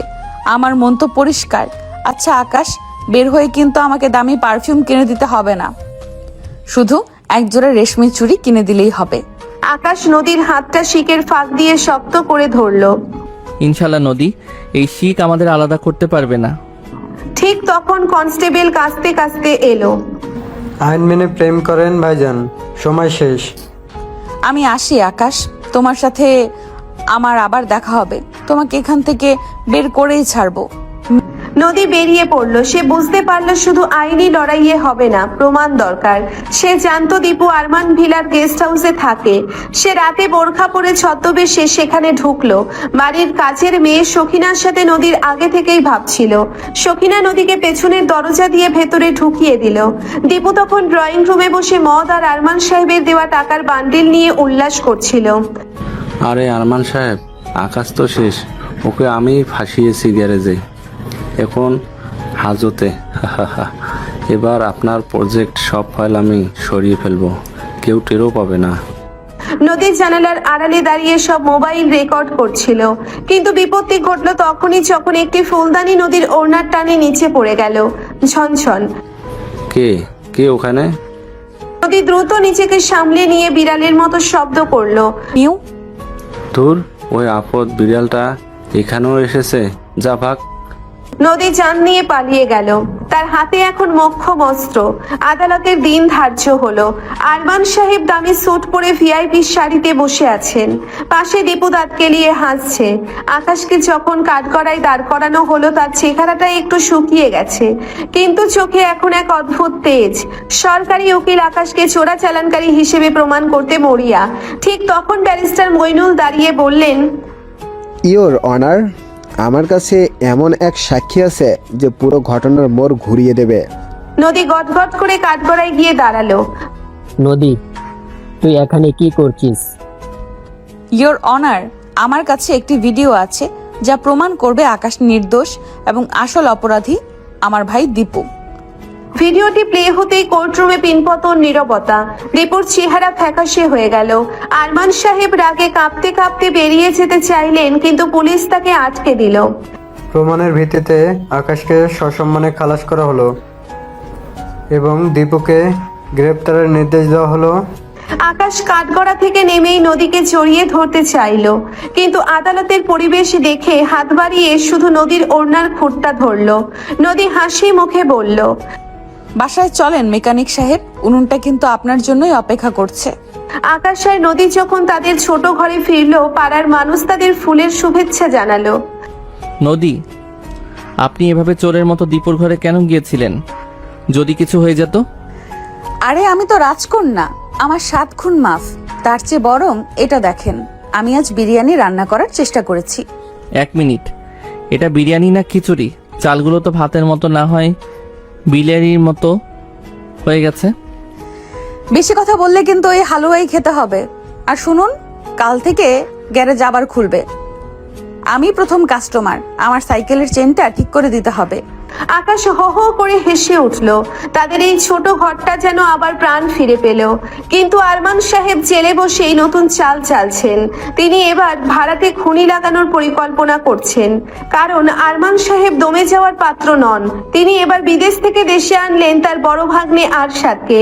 আরশাদ দেখতে যেমন সুদর্শন, বুদ্ধিতে তেমনই ধূর্ত। সে শুধু ব্যবসায় বোঝে না, সে জানে কিভাবে মানুষের আবেগকে অস্ত্র হিসেবে ব্যবহার করতে হয়। আরমান সাহেব তাকে দায়িত্ব দিয়েছেন আকাশের জীবন বিষিয়ে দিয়ে নদীকে আবার ফিরিয়ে আনতে। সকালবেলা আকাশের গ্যারেজে ধুমধাম করে কাজ চলছে। আকাশ একটা পুরনো ইঞ্জিনের সাথে কুস্তি লড়ছে। এমন সময় সেখানে এক চকচকে সিলভার রঙের বিলাসবহুল গাড়ি এসে থামলো। গাড়ি থেকে নামলো আরশাদ।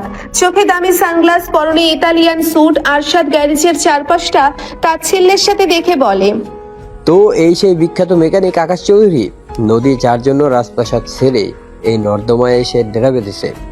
আকাশ হাতের গ্রিজ মুছতে মুছতে উঠে দাঁড়ালো। মেকানিক ঠিক আছে, কিন্তু জায়গাটা নর্দমা নয়। এটা আমার রুচি। আর আপনি কে? আরমান সাহেবের নতুন কোনো বেতনভুক্ত কর্মচারী? আমি আরমান সাহেবের ভাগ্নে আরশাদ। নদী আমার ছোটবেলার বন্ধু, আর সম্ভবত হওয়ার কথা ছিল অন্য কিছু। নদীকে নিতে এসেছি, তবে গায়ের জোরে নয়। তাকে বুঝিয়ে দিতে এসেছি যে সে ভুল জায়গায় আছে। আকাশের চোয়াল শক্ত হয়ে গেল। ঠিক সেই মুহূর্তে টিফিন ক্যারিয়ার হাতে নদী গ্যারেজে ঢুকলো। আরশাদকে দেখে সে থমকে দাঁড়ালো। আরশাদ ভাই, তুমি এখানে? নদী, এ কি চেহারা হয়েছে তোমার? চোখে কালি, হাতে উনুনের পোড়া দাগ, এসব কি? আর এখানে তোমার কি কাজ? চলো আমার সাথে। মামা সব বলছে আমাকে। তিনি অনেক অনুতপ্ত। আকাশ আর চোখে নদীর দিকে তাকালো। তার মনে এক অজানা আশঙ্কায় মেঘ। নদীকে আরশাদের এই মায়াবী আহ্বানে সাড়া দেবে? কিন্তু আকাশকে অবাক করে দিয়ে নদী আরশাদকে সরাসরি না বলে দিল। কিন্তু আরশাদ নাছোড়বান্দা। সে আকাশের বাড়ির কাছেই একটা দামি ফ্ল্যাট ভাড়া নিল এবং প্রতিদিন নিয়ম করে আকাশের ঘরে মেহমান হয়ে আসতে শুরু করলো। নদীও না করতে পারে না। একদিন দুপুরে আকাশ বাসায় ফিরে দেখলো আরশাদ নদীর সাথে রান্নাঘরে বসে সবজি কাটছে। আকাশ মেজাজ খারাপ করে। ঘটনা কি? আমাদের ঘরে কি এখন কিচেন শোর শুটিং হচ্ছে নাকি? আরে আকাশ ভাই, নদী বলছিল সে আজ সর্ষে ইলিশ রাঁধবে, তাই ভাবলাম একটু হেল্প করি। তবে নদী, সর্ষে বাটাটা একটু বেশি হয়ে গেছে না? আরে না না, আকাশ একটু ঝাল আর কষা মাংস পছন্দ করে। আরশাদ ভাই, তুমি বরং ডাইনিং এ গিয়ে বসো। আকাশ দেখলো আরশাদ তার ঘরে এসে তারই সিংহাসনে, অর্থাৎ সেই পুরনো মোড়াটাতে বসতো, সেটাতে বসে আছে। আকাশের খুব ইচ্ছে হলো আরশাদের ওই দামি স্যুটে এক বালতি গ্রিজ ঢেলে দিতে। আকাশ নদীকে আড়ালে ডেকে বলল, নদী, এই লোকটা সারাদিন আমাদের ঘাড়ের উপর বসে থাকে কেন? ও কি আরমান ডিলার কোনো খাস কামরা নাকি? আরে আকাশ, ওকে নিয়ে চিন্তা করো না তো, ও তো মেহমান। আর তাছাড়া ও বলেছে বাবার হার্টের অবস্থা নাকি ভালো না। আমি একটু চিন্তায় আছি। তিনি অন্যায় করেছেন ঠিক, কিন্তু তার সাজা তো মৃত্যু হতে পারে না। আমি ঘৃণায় বাবার কাছে যাই না, তবে আরশাদ ভাইয়ার কাছে খোঁজটা পাই। আর উনি তো খারাপ নন, ওনাকে কি করে বের হয়ে যেতে বলি। আকাশ বুঝলো আরশাদ আসলে ইমোশনাল ব্ল্যাকমেল শুরু করেছে। আকাশ ভাবলো নদীকে কিছু বললে আর লাভ হবে না। আরশাদকে শিক্ষা দেওয়ার জন্য আকাশ এক নতুন পরিকল্পনা করলো। পরদিন সে নদীকে বলল, চলুন আজ আমরা ডেটিংয়ে যাই। নদী তো অবাক। গ্যারেজ ফেলে ডেটিং? সূর্য কি আজ পশ্চিম দিকে উঠলো? আকাশ নদীকে নিয়ে তার পুরনো খটখটে মোটর সাইকেলে বসালো। পেছনে বসে নদী আকাশের কাঁধ শক্ত করে ধরলো। আকাশ ইচ্ছে করে বাইকটা আরশাদের ফ্ল্যাটের সামনে দিয়ে বারবার হর্ন বাজিয়ে নিয়ে গেল। তারা গেল এক খোলা মাঠের ধারে ফুচকার দোকানে। নদী, এই নিন আপনার ডিনার, 10 টাকার 10টা ফুচকা। আরমান ডিলার 5 স্টার ডিনারের চেয়ে অনেক বেশি ভিটামিন আছে এতে। উফ আকাশ, তুমি না একটা আস্ত কার্টুন। তবে এই কার্টুনকেই আমার ভালো লাগে। ফুচকা খেতে খেতে নদীর ঝালে নাক মুখ লাল হয়ে গেল। আকাশ আলগোছে তার গামছা দিয়ে নদীর মুখ মুছে দিল। এই দৃশ্যটা দূর থেকে আরশাদ তার বাইনোকুলার দিয়ে দেখছিল আর রাগে নিজের হাতের দামি ফোনটা আছাড় দিল। আরশাদ বুঝতে পারলো নদীকে ভোলাতে হলে আগে আকাশকে আর্থিকভাবে পঙ্গু করতে হবে। সে ব্যাংকের এক অসাধু ম্যানেজারের সাথে হাত মিলিয়ে আকাশের নামে এক জাল লোনের কাগজ তৈরি করলো। হঠাৎ একদিন ব্যাংক থেকে লোক এলো আকাশের গ্যারেজ সিল করে দিতে। মিস্টার আকাশ, আপনি আপনার গ্যাস বন্ধ করে বিনিময়ে 50 লাখ টাকার লোন নিয়েছিলেন এবং কিস্তি শোধ করেননি। আমরা এই গ্যারেজ এখন ক্রয় করব। আকাশ থেকে পড়লো। আমি তো কোনো লোন নেইনি, এসব জালিয়াতি। কিন্তু কোনো লাভ হলো না। আকাশের গ্যারেজ তালা ঝুলিয়ে দেওয়া হলো। আরশাদ তখন সেখানে এসে হাজির। কি আকাশ ভাই, খুব তো লম্ফজম্প করছিলেন, এখন তো আপনার কাছে নদীকে খাওয়ানোর মতোই পয়সা নেই। নদী, এখনই কি তুমি এভাবেই ভবঘুরের সাথে থাকবে? নদী শান্তভাবে আকাশের পাশে এসে দাঁড়ালো। তার চোখে তখন এক অদ্ভুত তেজ। সে তার গলার সেই সোনার হারটা খুলে ফেললো, যেটা তার মা তাকে শেষ বিদায় বেলায় দিয়েছিলেন। আরশাদ ভাই, টাকা দিয়ে আকাশকে কেনা যায় না। এই হারটা বিক্রি করলে আকাশের গ্যারেজের লোন শোধ হবে কিনা জানি না, তবে আমাদের লড়াইয়ের শুরু হলো মাত্র। আকাশ চলুন, আমরা এবার নিজেরা লড়বো। আরশাদ অবাক হলো। সে জানতো না তাদের এত ভালোবাসা। এদিকে নদী বুঝলো আরশাদও সুবিধার না। নদী আর আকাশ মিলে ঠিক করলো তারা লোন জালিয়াতির প্রমাণ জোগাড় করবে। নদী আবার সেই বোরখা পরে আরশাদের অফিসে হানা দিল। এবার সে সাথে নিল পাড়ার টেরা কদুকে। কদু হলো তালা খোলার ওস্তাদ। কদু তার কারিশমা দিয়ে আরশাদের লকার খুলে ফেললো। নদী সেখানে সেই জাল লোনের মূল কপিটা পেয়ে গেল। ঠিক তখনই আরশাদ তার সিকিউরিটি নিয়ে কামরায় ঢুকলো। কে ওখানে? হাত তোলো। নদী আর কদু টেবিলের নিচে লুকিয়ে পড়লো। আরশাদ সন্দেহবশত টেবিলের নিচে উকি দিতে কদু এক গাদা গোলমরিচের গুঁড়ো আরশাদের নাকে ছিটিয়ে দিল। আচ্ছা। সেই সুযোগ নদী আর কদু জানালা দিয়ে লাফিয়ে পালালো। আরশাদ হাসতে হাসতে ফ্লোরে গড়াগড়ি খেতে লাগলো। পরদিন সকালে আকাশ আর নদী ব্যাংকের হেড অফিসে গিয়ে সেই জালিয়াতির প্রমাণ পেশ করলো। আরশাদের জালিয়াতি ধরা পড়ে গেল। পুলিশ আরশাদকে গ্রেফতার করতে এলে সে পালানোর চেষ্টা করলো। আকাশ তার মেকানিক স্টাইলে এক বড় রেঞ্জ ছুঁড়ে মারলো আরশাদের পায়ে। আরশাদ মুখ থুবড়ে পড়লো। আরশাদ সাহেব, মেকানিকের রেঞ্জ শুধু নাট বল্টু খোলে না, শয়তানের হাড়ও ভেঙে দেয়। সব শেষে আকাশ আর নদী আবার তাদের সেই ছোট ঘরে ফিরে এলো। আকাশ, আমি অনেক বড় ভুল করেছি আপনার কথা না শুনে।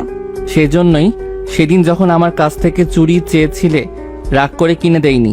এখন তো আর আরশাদ নেই, এবার তো আমাকে সেই রেশমি চুড়িগুলো কিনে দেবেন। চুড়ি? আমি তো ভেবেছিলাম আপনার জন্য এক জোড়া লোহার চুড়ি বানাবো, যাতে আমাকে ছেড়ে কোথাও না যেতে পারেন। নদী হাসি মুখে আকাশের বুকে মাথা রাখলো। বাইরে তখন ঝুম বৃষ্টি নামছে। তাদের এই ছোট্ট ঘরটা যেন আবার ভালোবাসার ছন্দে মেতে উঠলো। কিন্তু আরমান সাহেব তখনও জেলের ভেতর থেকে নতুন কোনো ফন্দি আঁটছেন। আকাশ গ্যারেজে একটি ইঞ্জিনের নাটবল্টু নিয়ে ব্যস্ত ছিল। গ্যারেজের সামনে একটি দামি কালো রঙের অডি এসে থামলো। গাড়ি থেকে নামলো শার্লিন, ছোট স্কার্ট আর স্লিভলেস টপস, ঠোঁটে কড়া লাল লিপস্টিক। শার্লিন ধীর পায়ে আকাশের সামনে এসে দাঁড়ালো। সে আর আকাশ দুজনেই মাত্র 23 থেকে 25 বছরের তরুণ তরুণী। আকাশ, কে? এখনো সেই পুরোনো দিনের মতো গ্যারেজের ময়লা মেখে আছো? আমাকে কি চিনতে পারছো না?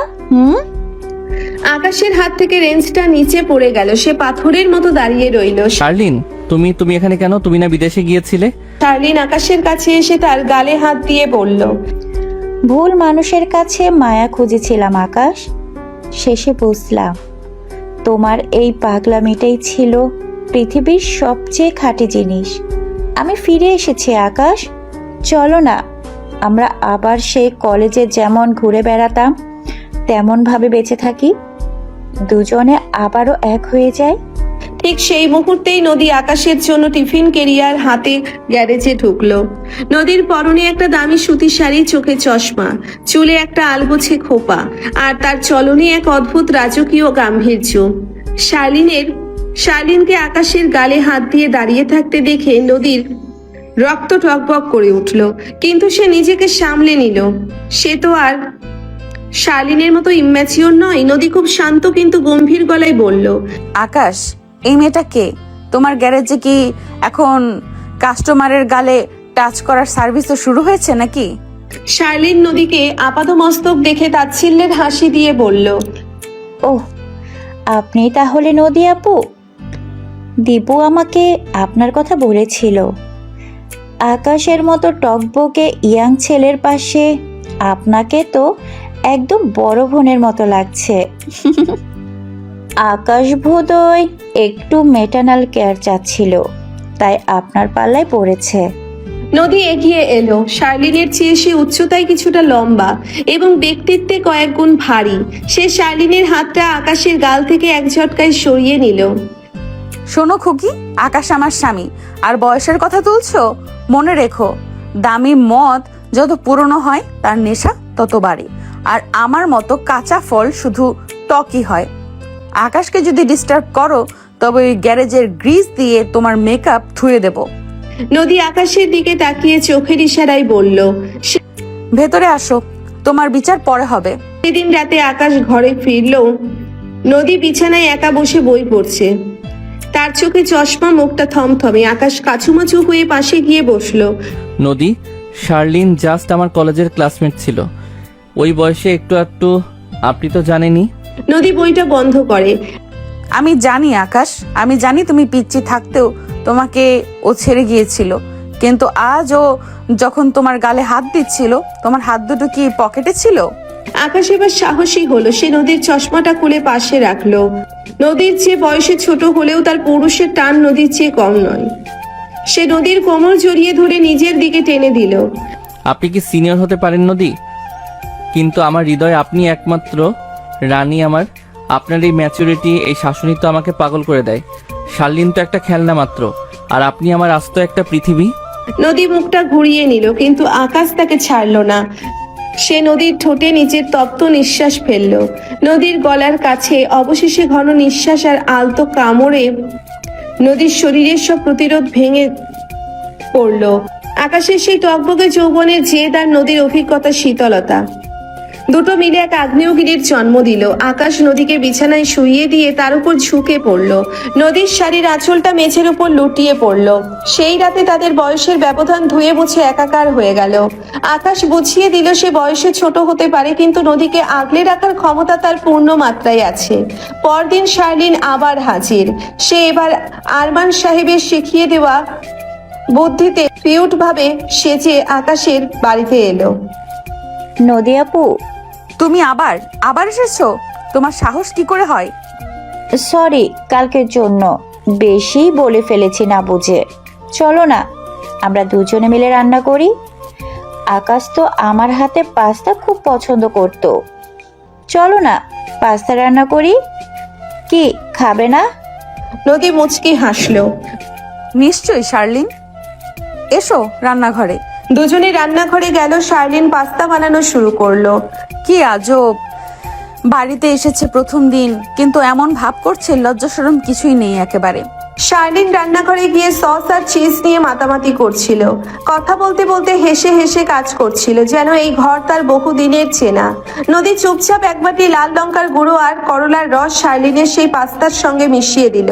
শার্লিন হঠাৎ তাকিয়ে চেঁচিয়ে উঠল, উফ, এ কি, পাস্তা তো কালো হয়ে যাচ্ছে। আরে ওটাই তো আসল স্বাদ। আকাশ আজকাল তিতকুটে জিনিসই বেশি পছন্দ করে, কারণ ও তো তোমার মতো মিষ্টি আড়ালের বিষ চিনে গেছে। নদী আপু, তুমি যা মজা করো না। আচ্ছা তুমি একটু খাও। না থাক, পরে খাবো। আরে খাও না।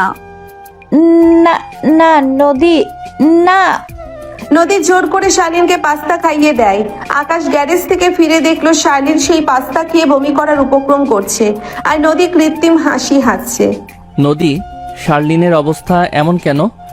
কিছু না আকাশ, ও তো বাচ্চা মানুষ, হজম করতে পারছে না।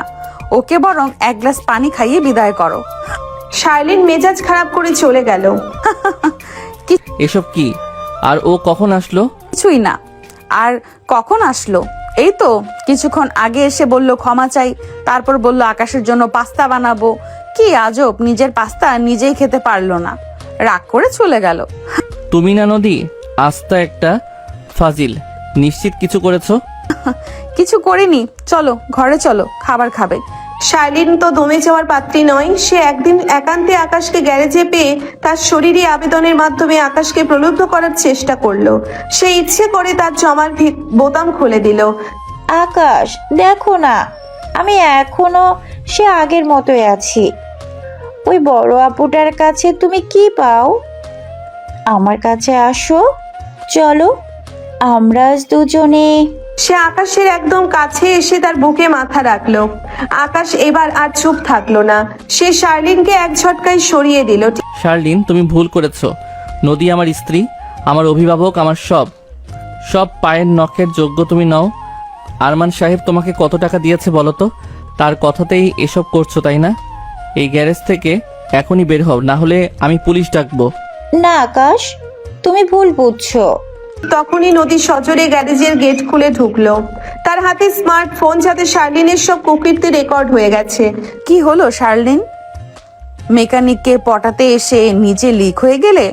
আকাশ ছোট হতে পারে, কিন্তু ও জানে আসল হীরা আর কাচের তফাৎ কি। তোমার সব জারিজুরি ফাঁস। তোমার ফোনটা ভুলে ফেলে এসেছো, সেখানে সব পেয়েছি আমি। অবশ্য এত বোকা তুমি, এই যুগে কেউ ফোন লক না করে। শার্লিন অপমানে আর ভয়ে সেখান থেকে পালিয়ে গেল। আকাশ নদীকে জড়িয়ে ধরে বলল। বিশ্বাস করেছেন তো? নদী মুচকি হেসে বলল, তোমাকে সবসময়ই বিশ্বাস করি, তবে গ্যারেজের সিসিটিভিটা কালই লাগাতে হবে। শার্লিনের ব্যর্থতা আরমান সাহেবকে আরো দুর্বল করে দিল। নদী আর আকাশ সেই ভিডিও ক্লিপটা পুলিশের কাছে পাঠিয়ে দিল। শার্লিনের স্বীকারোক্তি আর আরমান সাহেবের ষড়যন্ত্রের সব প্রমাণ পাওয়ায় আরমান সাহেবের জেলের মেয়াদ আরো বেড়ে গেল। শার্লিন লোকলজ্জার ভয়ে দেশ ছেড়ে পালিয়ে গেল। আকাশ আর নদী এবার তার সংসারে এক নতুন অতিথি আসার খবর পেল। আকাশ, এবার কিন্তু আমাদের ঘরে সত্যিই একজন পিচ্চি আসছে। তোমার মতো মেকানিক হবে নাকি আমার মতো জেদি? আমাদের বাচ্চা হবে এক বিশাল আকাশ, যেখানে নদীর মতো শান্ত মায়া খেলা করবে। আর হ্যাঁ, আমি কিন্তু ওকে ইঞ্জিনিয়ার বানাবো, মেকানিক নয়। আকাশ নদীকে জড়িয়ে ধরে চাঁদের আলোর নিচে দাঁড়িয়ে রইল।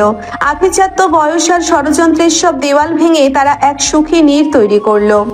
আকাশের কারামুক্তি আর আরমান সাহেবের পরাজয়ের পর নদী আর আকাশের জীবনটা যেন এক শান্ত মোহনায় এসে দাঁড়িয়েছিল। কিন্তু আরমান সাহেব জেলের ওপার থেকে যে বিষাক্ত লতাটি রোপণ করেছিলেন, তা এখন শাখা প্রশাখা বিস্তার করতে শুরু করেছে। শার্লিন বিদায় নিলেও তার রেখে যাওয়া সন্দেহের বীজ আর আরমান সাহেবের নতুন চাল আকাশ ও নদীর সম্পর্কের ভিত নাড়িয়ে দেওয়ার জন্য যথেষ্ট ছিল। আরমান সাহেব এবার আর একটা চাল দিলেন। আরমান সাহেব জেলের ভিআইপি সেলে বসে দামি চুরুট টানছিলেন। তার সামনে বসে আছে তার বিশ্বস্ত উকিল এবং এক রহস্যময়ী নারী, যার নাম শাইলা। শাইলা আরমান সাহেবের দীর্ঘদিনের গোপন সহযোগী এবং সে পেশায় একজন দক্ষ সাইকোলজিস্ট। শার্লিন একটা ইমম্যাচিওর মেয়ে ছিল, ও কাজটা নষ্ট করেছে। কিন্তু শাইলা, তুমি জানো আমি কি চাই? আকাশ আর নদীকে শারীরিকভাবে নয়, মানসিকভাবে আলাদা করতে হবে। আকাশকে বোঝাতে হবে যে নদী তাকে ভালোবাসে না, বরং তাকে নিয়ন্ত্রণ করছে। আর নদীকে বোঝাতে হবে যে আকাশের মতো টকবগে যুবক কখনোই তার মতো বয়স্ক নারীকে বিশ্বস্ত থাকতে দিবে না। আপনি নিশ্চিন্তে থাকুন সাহেব, আমি এমন এক মায়াজাল বুনবো যে ওরা একে অপরের নিঃশ্বাসকেও অবিশ্বাস করবে। সকালবেলা আকাশ তার গ্যারেজে একটি ভিনটেজ কারের ইঞ্জিন নিয়ে ব্যস্ত। গ্যারেজের সামনে একটি সাধারণ ট্যাক্সি এসে থামলো। সেখান থেকে নামলো শাইলা, পরনে একদম সাধারণ সুতি শাড়ি, চোখে মস্ত বড় চশমা, তাকে দেখতে একদম এক অসহায় স্কুল শিক্ষিকার মতো। হ্যালো মিস্টার আকাশ, আমার গাড়িটা মাঝ রাস্তায় বন্ধ হয়ে গেছে। সবাই বললো আপনি নাকি এই শহরের সেরা মেকানিক। আকাশ হাতের গ্রিজ মুছতে মুছতে এগিয়ে এলো। সেরা কিনা জানি না, তবে চেষ্টা করতে পারি। বসুন আপনি। শাইলা কেবল গাড়ি ঠিক করতে আসেনি, সে আকাশের সাথে কথা বলতে শুরু করলো। সে এমন ভাবে কথা বলছিল যেন সে আকাশের দুঃখগুলো বুঝতে পারে। আকাশ সাহেব, আপনার মতো প্রতিভাবান ছেলে কেন এই গ্যারেজে পড়ে আছেন? আপনার স্ত্রী তো অনেক বড় লোক, যতটুকু জানি। আপনি কি করে জানেন? শহরের সবচেয়ে বড় ব্যবসায়ী মেয়ে আপনার ওয়াইফ। আপনাদের কাহিনী তো সকলেই জানে। যাই হোক, তিনি কি আপনাকে বড় কোনো শোরুম করে দিতে পারতেন না, নাকি তিনি চান আপনি এভাবে ছোট হয়ে থাকুন যাতে তিনি আপনাকে ডমিনেট করতে পারেন? আকাশের মনে এই কথাটা তীরের মতো বিঁধলো। নদী মাঝে মাঝে তাকে গ্যারেজের কাজটা গুরুত্ব দিয়ে করতে বলতো, না হলে কোনো ব্যবসা, কিন্তু আকাশ সেটাকে ভালোবাসা মনে করত। আজ শাইলার কথাই তার মনে প্রথমবার সন্দেহের উকি দিল। নদী কি সত্যিই তাকে নিয়ন্ত্রণ করছে? শাইলা আরো কিছু বলে গাড়ি ঠিক করিয়ে চলে যায়। সেদিন রাতে আকাশ যখন বাসায় ফিরল, তার মেজাজ কিছুটা খিটখিটে। নদী পরম মমতায় আকাশের জন্য তার প্রিয় ভুনা খিচুড়ি আর ডিম ভাজা করে অপেক্ষা করছিল। আকাশ, এত দেরি হলো যে? এসো, ফ্রেশ হয়ে খেয়ে নাও। নদী, আপনি কি আসলেও চান আমি জীবনে বড় হই, নাকি আপনি তো আমি এই গ্যারেজেই পড়ে থাকি যাতে আপনার টাকায় অহংকারটা টিকে থাকে? নদী স্তব্ধ হয়ে গেল। এসব কি বলছো আকাশ? আমি তো সবসময় তোমার ভালোর জন্যই বলি। ভালোর জন্য নাকি ডমিনেট করার জন্য? আপনি আমার চেয়ে বয়সে বড় হতে পারেন, কিন্তু আমি আপনার পালিত সন্তান নই, আমি আপনার স্বামী। নদী রাগে আর অভিমানে ফেটে পড়ল। সে ধপাস করে টেবিলের ওপর থেকে পানির গ্লাসটা ফেলে দিল। এই তোমার ধারণা আমার সম্পর্কে? আমি তোমার জন্য সব ছেড়েছি, আর তুমি আজ আমাকে সন্দেহ করছো? ঝগড়াটে চরমে উঠল। নদী কান্নায় ভেঙে পড়ল। আকাশ তখন নিজের ভুল বুঝতে পারলো। সে মনে মনে ভাবলো সে এসব কি করছে। সে ধীর পায়ে নদীর কাছে এলো। নদীর চোখের পানি মুছতে গিয়ে সে নদীকে এক ঝটকায় নিজের বুকের সাথে মিশিয়ে নিল। আকাশ নদীর কানের কাছে ফিসফিস করে। আকাশের স্পর্শে নদীর সব অভিমান গলে জল হয়ে গেল। আকাশ এবার নদীকে পাঁচা কোলা করে কোলে তুলে নিল। বিছানায় যখন তারা দুজনে নিবিড় ভাবে মিলিত হলো, তখন বাইরের বৃষ্টি যেন তাদের ভালোবাসার সাক্ষী হয়ে রইল। আকাশের উত্তপ্ত ঠোঁট নদীর ঠোঁটে যখন বিচরণ করছিল, নদী তখন সব ভুলে কেবল আকাশের বাহু ধরে নিজেকে সঁপে দিল। দীর্ঘদিনের জমানো আবেগ আর শরীরে তৃষ্ণা যেন সেই রাতে পূর্ণতা পেল। পরদিন সকালে নদী যখন রান্না করে কাজ করছিল, হঠাৎ কলিং বেল বাজলো। দরজা খুলতেই দেখলো সেই শাইলা দাঁড়িয়ে। নদী অবাক হলো। কে আপনি? শাইলা এবার পরিচয় দিল সে পাড়ার নতুন ভাড়াটিয়া এবং নদীর সাথে সখ্যতা করতে চায়। নদী আপু, আমি একা থাকি তো, তাই একটু গল্প করতে এলাম। সমস্যা নেই, মাঝে মাঝে আসবেন। আচ্ছা, আকাশ ভাই কি সবসময় এত কিউট? কাল দেখলাম গ্যারেজে এক মেয়ের সাথে বেশ হাসাহাসি করছিল। নদীর হাতের খুন্তিটা থেমে গেল। মেয়ে? কোন মেয়ে? আরে না, হয়তো কাস্টমার হবে, তবে মেয়েটা বেশ ইয়াং আর সুন্দরী ছিল। আকাশ ভাইয়ের মতো ইয়াং ছেলেদের তো এমন মেয়েদের সাথেই মানায়, তাই না? নদী মুখে কিছু না বললেও তার বুকের ভেতরটা জ্বলে উঠল। সে ভাবলো আকাশ কি সত্যিই তার চেয়ে কম বয়সী মেয়েদের দিকে ঝুঁকছে। সেদিন দুপুরে নদী ইচ্ছে করে গ্যারেজ গেল না। সে আকাশকে পরীক্ষা করতে চাইল। আকাশ বাসায় ফিরে দেখলো নদী তাকে ঠিক মতো কথা বলছে না। নদী, খাবার দিন, খুব ক্ষুধা পেয়েছে। নিজে নিয়ে খান, আমি আপনার চাকর নই। আকাশ অবাক হয়ে দেখলো নদী কেমন যেন আচরণ করছে। তাদের মধ্যে আবার এক অদৃশ্য দেওয়াল তৈরি হতে লাগলো, কিন্তু সে বাড়াবাড়ি না করে নিজে নিজে খেয়ে নিল। পাড়ার সেই টেরা কোদো সবকিছু লক্ষ্য করছিল। সে দেখলো শাইলা ম্যাডাম একবার গ্যারেজে যায় আর একবার নদীর কাছে আসে। কোদো বুঝতে পারলো এই মহিলা ডালমে কুচ কালা হ্যায়। সে আকাশের কাছে গিয়ে চুপি চুপি বলল, আকাশ ভাই, ওই শায়লা আফা কিন্তু জাদুর কাঠি ঘুরাচ্ছে। সে নদী আফাকে আপনার নামে উল্টোপাল্টা বলছে, সাবধানে থাকবেন। আকাশের মাথায় তখন বিদ্যুৎ খেলে গেল। সে বুঝতে পারল শাইলা কোনো সাধারণ নারী নয়, সে আরমান সাহেবের লোক। আকাশ নদীকে সবটা খুলে বলার পরিকল্পনা করলো, কিন্তু সে ভাবলো আগে প্রমাণ দরকার। আকাশ শাইলার সাথে ঘনিষ্ঠ হওয়ার নাটক শুরু করলো। সে একদিন শাইলাকে বলল, নদী আমাকে একদম বোঝে না, আমি ওর থেকে মুক্তি চাই জানো।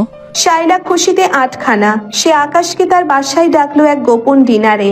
নদীর সবটা জানতো না। সে যখন দেখলো আকাশ চুপি চুপি শাইলার বাসায় যাচ্ছে, সে রাগে অন্ধ হয়ে গেল। সে ভাবলো আকাশ আসলেও তাকে ঠকাচ্ছে। নদী একটা ছুরি দিয়ে শাইলার বাসার দিকে ছুটলো। শাইলার বাসায় আকাশ আর শাইলা মুখোমুখি। আকাশ, তুমি নদীকে ডিভোর্স দাও, আমি তোমাকে বিদেশে নিয়ে যাব, বড় ইঞ্জিনিয়ার বানিয়ে দেব। সত্যি? কিন্তু আরমান সাহেব কি এত রাজি হবেন? শাইলা চমকে উঠল। তুমি আরমান সাহেবের কথা জানলে কি করে? আমি মেকানিক হতে পারি, কিন্তু গাধা নই শাইলা ম্যাডাম। ঠিক তখনই নদী দরজা ভেঙে ভেতরে ঢুকলো। তার হাতে ছুরি, চোখে খুনের নেশা। আকাশ, তুমি শেষ পর্যন্ত এই করলে? আকাশ দ্রুত নদীর কাছে গিয়ে ছুরিটা কেড়ে নিল। নদী শান্ত হন, আমি তো নাটক করছিলাম ওকে ধরার জন্য। আকাশ তার পকেট থেকে রেকর্ডার বের করলো, যেখানে শাইলার সব ষড়যন্ত্র রেকর্ড হয়ে গেছে। নদী স্তব্ধ হয়ে গেল। সে বুঝতে পারলো সে বড় একটা ভুল করতে যাচ্ছিল। পুলিশ এলো এবং শাইলাকে গ্রেপ্তার করলো। শাইলা স্বীকার করলো যে আরমান সাহেবই তাকে পাঠিয়েছেন আকাশ আর নদীর মধ্যে ভুল বোঝাবুঝি সৃষ্টি করতে। নদী আরমান সাহেবের প্রতি ঘৃণায় পূর্ণ হয়ে উঠল। সে বুঝতে পারলো তার বাবা কোনোদিনই বদলাবেন না। নদী আর আকাশ বাড়ি ফিরে এলো। আকাশের মনে তখন অনেক কষ্ট। নদী, আমাকে মাফ করে দিন, আমি আপনাকে সন্দেহ করেছিলাম। মাফ আমিও চাই আকাশ, আমি তোমাকে বিশ্বাস করতে পারিনি। তারা দুজনে একে অপরকে জড়িয়ে ধরে অনেকক্ষণ কাঁদলো। সেই কান্না ছিল মুক্তির, সেই কান্না ছিল পূর্ণতার। কয়েক মাস পর আকাশের গ্যারেজ এখন এক বিশাল শোরুম আর সার্ভিস সেন্টারে পরিণত হয়েছে। নদী সেখানে অ্যাকাউন্টস সামলায়। আরমান সাহেব জেলেই মারা গেছেন এবং তার সব সম্পত্তি এখন নদীর নামে। কিন্তু নদী সেই সম্পত্তি দিয়ে একটা অনাথ আশ্রম খুলেছে। আকাশ আর নদীর জীবনে যখন একটু শান্তির নিঃশ্বাস ফিরতে শুরু করেছে, তখনই কালবৈশাখীর মেঘ জমতে শুরু করেছে অন্য দিগন্তে। দীপুর সেই বিষাক্ত চক্রান্ত আর আরমান সাহেবের লুকানো অতীত এখন এমন এক রূপ নিতে চলেছে যা এই দম্পতির রক্ত আর নিঃশ্বাসের শেষ বিন্দু পর্যন্ত পরীক্ষা নেবে। নদী একদিন আরমান সাহেবের ডায়েরিতে দেখলো লেখা আছে নদী আরমান সাহেবের সন্তান নন। আরমান সাহেবের ডায়েরির পাতাগুলো নদীর হাতের কম্পনে থরথর করে কাঁপছে। প্রতিটি শব্দ যেন এক একটা বিষাক্ত তীর হয়ে তার বুকে বিঁধছে। আকাশ নদীর পাশে বসে তার কাঁধে হাত রাখলো। নদী, শান্ত হন। কাগজে যা লেখা থাকে তা সবসময় শান্ত হয় না। আরমান সাহেবের হয়তো আপনাকে মানসিকভাবে দুর্বল করার জন্য এটি লিখে রেখেছিলেন। কিন্তু আকাশ, যদি এটাই সত্যি হয়, আমি কে, আমার পরিচয় কি? আমি যার জন্য সারা জীবন অপরাধ বোধে ভুগেছি, সেই মানুষটা যদি আমার বাবাই না হয়, তবে এই লড়াইয়ের মানে কি ছিল? নদী আর স্থির থাকতে পারলো না। সে ঠিক করলো এই রহস্যের শেষ দেখে ছাড়বে। ঠিক আকাশ তার স্ত্রীকে এই অবস্থায় একা ছাড়তে পারলো না। তারা ডায়েরিতে উল্লেখিত সেই নামহীন গ্রামের উদ্দেশ্যে রওনা হলো, যেখানে আরমান সাহেব নদীকে পেয়েছিলেন বলে দাবি করেছেন। গ্রামটির নাম শিমুলতলি। ধুলো ওড়ানো মেঠো পথ আর জরাচীর্ণ পুরনো জমিদার বাড়ির ধ্বংসাবশেষ যেন কোনো এক বিভীষিকাময় অতীতে ডাকছে। সেখানে গিয়ে তারা দেখা করলো এক বৃদ্ধ তান্ত্রিকের সাথে, যার নাম রহমত আলী। তিনি এককালে আরমান সাহেবের খুব কাছের মানুষ ছিলেন। রহমত আলী নদীর চোখের দিকে তাকিয়ে দীর্ঘশ্বাস ফেলে। এত বছর পর রাজকন্যা তার শিকল খুঁজতে ফিরে এসেছে। আরমান চৌধুরী তোমাকে মাটি থেকে কুড়িয়ে পায়নি মা, সে তোমাকে নীলগিরি রাজপ্রাসাদ থেকে চুরি করে এনেছিল। তোমার আসল নাম নূরজাহান। নদী আর আকাশের পায়ের তলা থেকে যেন মাটি সরে গেল। রহমত আলী আরো জানালেন যে নদীর আসল বাবা ছিলেন আরমান সাহেবের সবচেয়ে বড় ব্যবসায়িক প্রতিদ্বন্দ্বী এবং একসময়ের বাল্যবন্ধু, যাকে আরমান সাহেব জালিয়াতি করে পথের ফকির বানিয়েছিলেন। রহমত আলীর কথা শেষ হতে না হতেই গ্রাম্য সেই কুটিরের বাইরে গাড়ির হর্ন শোনা গেল। আকাশ সতর্ক হয়ে বাইরে বেরোতেই দেখলো একদল সশস্ত্র দেহরক্ষী একটি কালো রঙের মার্সিডিজ ঘিরে দাঁড়িয়ে আছে। গাড়ি থেকে নামলো এক সুঠামদেহী যুবক, যার চাহনিতে আভিজাত্য আর প্রতিশোধের এক অদ্ভুত মিশ্রণ। তার নাম শাহরিয়ার। শাহরিয়ার নদীর দিকে তাকিয়ে অঝরে কাঁদতে লাগলো। বোন, আমার ছোট্ট নূর, আমি জানতাম তুই মরিসনি। ওই জানোয়ার আরমান চৌধুরী তোকে আমার বুক থেকে ছিনিয়ে নিয়েছিল। শাহরিয়ার নিজেকে নদীর বড় ভাই হিসেবে পরিচয় দিল। সে জানালো যে নীলগিরির রাজপরিবারের তারা শেষ বংশধর। আরমান সাহেব তাদের বাবা মাকে এক পরিকল্পিত দুর্ঘটনায় মেরে ফেলে নদীকে নিজের মেয়ে বানিয়ে বড় করেছিলেন, যাতে নদীর নামে থাকা বিশাল ট্রাস্ট প্রপার্টি তিনি ভোগ করতে পারেন। আকাশের মনে এক অজানা ভয় কাজ করতে শুরু করলো। নদীর পরিচয় বদলে যাওয়া মানে তাদের সম্পর্কের সমীকরণও কি বদলে যাবে?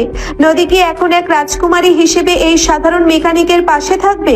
শাহরিয়ারের অনুরোধ, নদী আর আকাশকে নীলগিরির সেই বিশাল রাজপ্রাসাদে যেতে হলো। আকাশ সেখানে নিজেকে বড্ড বেমানান অনুভব করছিল। দামি ছাড়লণ্ঠন, রেশমি পর্দা আর দাসদাসীর ভিড়ে সে তার সেই তেলের গন্ধমাখা গ্যারেজের আকাশকে হারিয়ে ফেলছিল। সেদিন রাতে রাজপ্রাসাদের বিশাল বারান্দায় নদী একা দাঁড়িয়েছিল।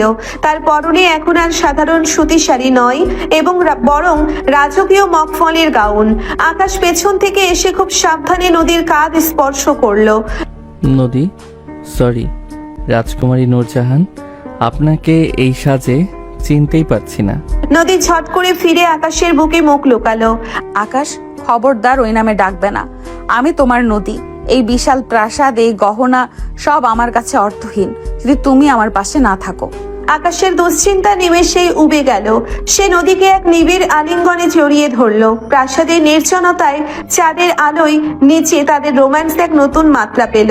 আকাশ নদীর চিবু কুচিয়ে তার ঠোঁটে এক দীর্ঘ তৃষ্ণার্ত চুমু আঁকলো।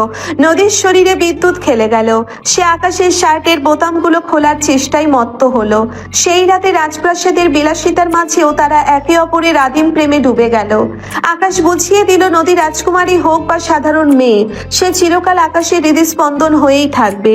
পরদিন সকালে আকাশ লক্ষ্য করলো শাহরিয়ারের আচরণে কিছু অস্বাভাবিকতা। সে নদীর প্রতি যতটা আন্তরিক, আকাশের প্রতি ততটাই শীতল। আকাশ চুপি চুপি কদুকে খবর পাঠালো শাহরিয়ারের অতীত ঘাটার জন্য। এদিকে দীপু জেল থেকে তার শেষ কার্ডটি খেলার প্রস্তুতি নিচ্ছে। সে জানতে পেরেছে শাহরিয়ার আসলে নদীর আপন ভাই নয়, বরং আরমান সাহেবেরই এক অবৈধ সন্তান, যে সম্পত্তির লোভে নিজেকে নদীর ভাই সাজিয়ে এই নাটক করছে। শাহরিয়ার আর দীপু গোপনে হাত মিলিয়েছে যাতে আকাশকে সরিয়ে তারা পুরো সাম্রাজ্য ভাগ করে নিতে পারে। দীপু ফোনে শাহরিয়ারকে বলে, কাজটা তাড়াতাড়ি শেষ করো। নদীকে ইমোশনাল ব্ল্যাকমেল করে সব পেপার সই করিয়ে নাও, আর ওই মেকানিককে আমি নিজেই হাতে খতম করব। রাজপ্রাসাদে একটি বড় ভোজের আয়োজন করা হলো। শাহরিয়ার আকাশকে গ্লাসের এক বিশেষ ধরনের স্লো পয়জন মিশিয়ে দিল। আকাশ সেটা না জেনেই পান করতে যাচ্ছিল, কিন্তু ঠিক সেই মুহূর্তে কদু এক পাগলের বেশে প্রাসাদে ঢুকে পড়ল। আকাশ ভাই, ওটা খাবেন না, ওটা শরবত নয়, ওটা যমরাজার ইনভিটেশন কার্ড। কদুর চিৎকারে সবাই সজাগ হয়ে উঠল। শাহরিয়ার ধরা পড়ে যাওয়ার ভয়ে বন্দুক বের করলো। আকাশ আর নদীর জীবনের উপর নেমে এলো এক নতুন বিপদের কালো ছায়া। মানে কি বলছো? ওই লোকটা আপনাদের শত্রু, আপনারা জানেন না। মানে কি বলছো? উনি তো আমার ভাই। হ্যাঁ, আমি আরমান চৌধুরীর ছেলে। নদী আমার কোনো বোন নয়। এই সম্পত্তি শুধু আমার। আকাশ, আজ তোকে মেরেই আমি সব হাসিল করব। নদী পুরোদমে অবাক হলো। প্রাসাদের ভেতরে শুরু হলো এক তুমুল লড়াই। আকাশ তার সেই পুরনো মেকানিক স্টাইলে খালি হাতে আরশাদ আর দীপুর গুন্ডাদের মোকাবিলা করতে শুরু করলো। নদীও থেমে থাকলো না। সে তার আত্মরক্ষার কৌশল ব্যবহার করে শাহরিয়ারকে কোণঠাসা করলো। লড়াইয়ের এক পর্যায়ে শাহরিয়ার পালিয়ে যেতে সক্ষম হলো, কিন্তু সে যাওয়ার আগে এক ভয়ঙ্কর হুমকি দিয়ে গেল। সে নদীর জীবনের এক এমন সত্য জানে যা শুনলে নদী নিজেই নিজেকে ঘৃণা করবে। আকাশ নদীকে আগলে ধরে প্রাসাদের বাইরে নিয়ে এলো, কিন্তু তাদের কানে তখন বাজছে শাহরিয়ারের সেই অট্টহাসি। আরমান সাহেবের ডায়েরির রহস্য কি এখানেই শেষ, নাকি আরো বড় কোনো ট্র্যাজেডি তাদের জন্য অপেক্ষা করছে? নদী, আমরা বাড়িতে ফিরে যাব। এই রাজপ্রাসাদ আমাদের জন্য নয়। হ্যাঁ আকাশ, কিন্তু শাহরিয়ার যে সত্যের কথা বলল সেটা কি হতে পারে সেটা আগে জেনে নিই। ঠিক আছে। আকাশ আর নদীর জীবনেরই উত্তাল সমুদ্র যেন এখন এক ভয়ঙ্কর ঘূর্ণির পাকে এসে দাঁড়িয়েছে। আরমান সাহেবের ডায়েরি, শাহরিয়ারের আকস্মিক আবির্ভাব আর রাজপ্রাসাদের বদ্ধ বাতাসের নিচে চাপা পড়া হাহাকার, সব মিলিয়ে আকাশ আর নদীর অস্তিত্ব আজ বিপন্ন।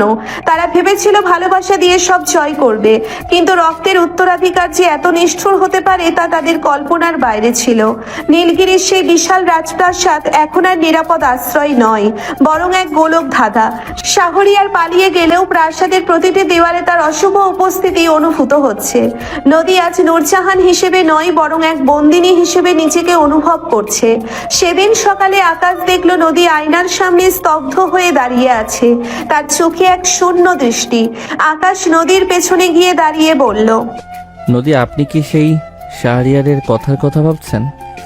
ও তো একটা প্রতারক, ওর কোনো কথা বিশ্বাস করবেন না। কিন্তু আকাশ, ও যদি প্রতারক হয় তবে আরমান সাহেবের ডায়েরির সাথে ওর কথার এত মিল কেন? আমার বাবা মাকে কেন মারা হয়েছিল? আর আমি যদি রাজকুমারী হই তবে আমার মেকানিক আকাশের পাশে আমি কিভাবে সারা জীবন থাকব?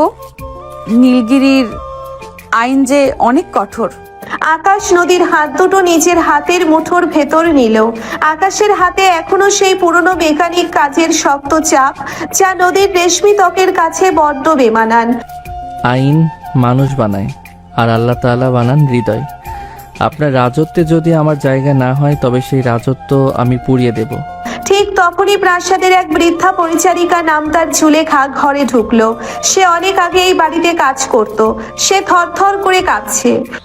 নদীমা, এই শাহরিয়া একা নয়, ওর সাথে দীপু নামের ওই শয়তানটার হাত মিলিয়েছে।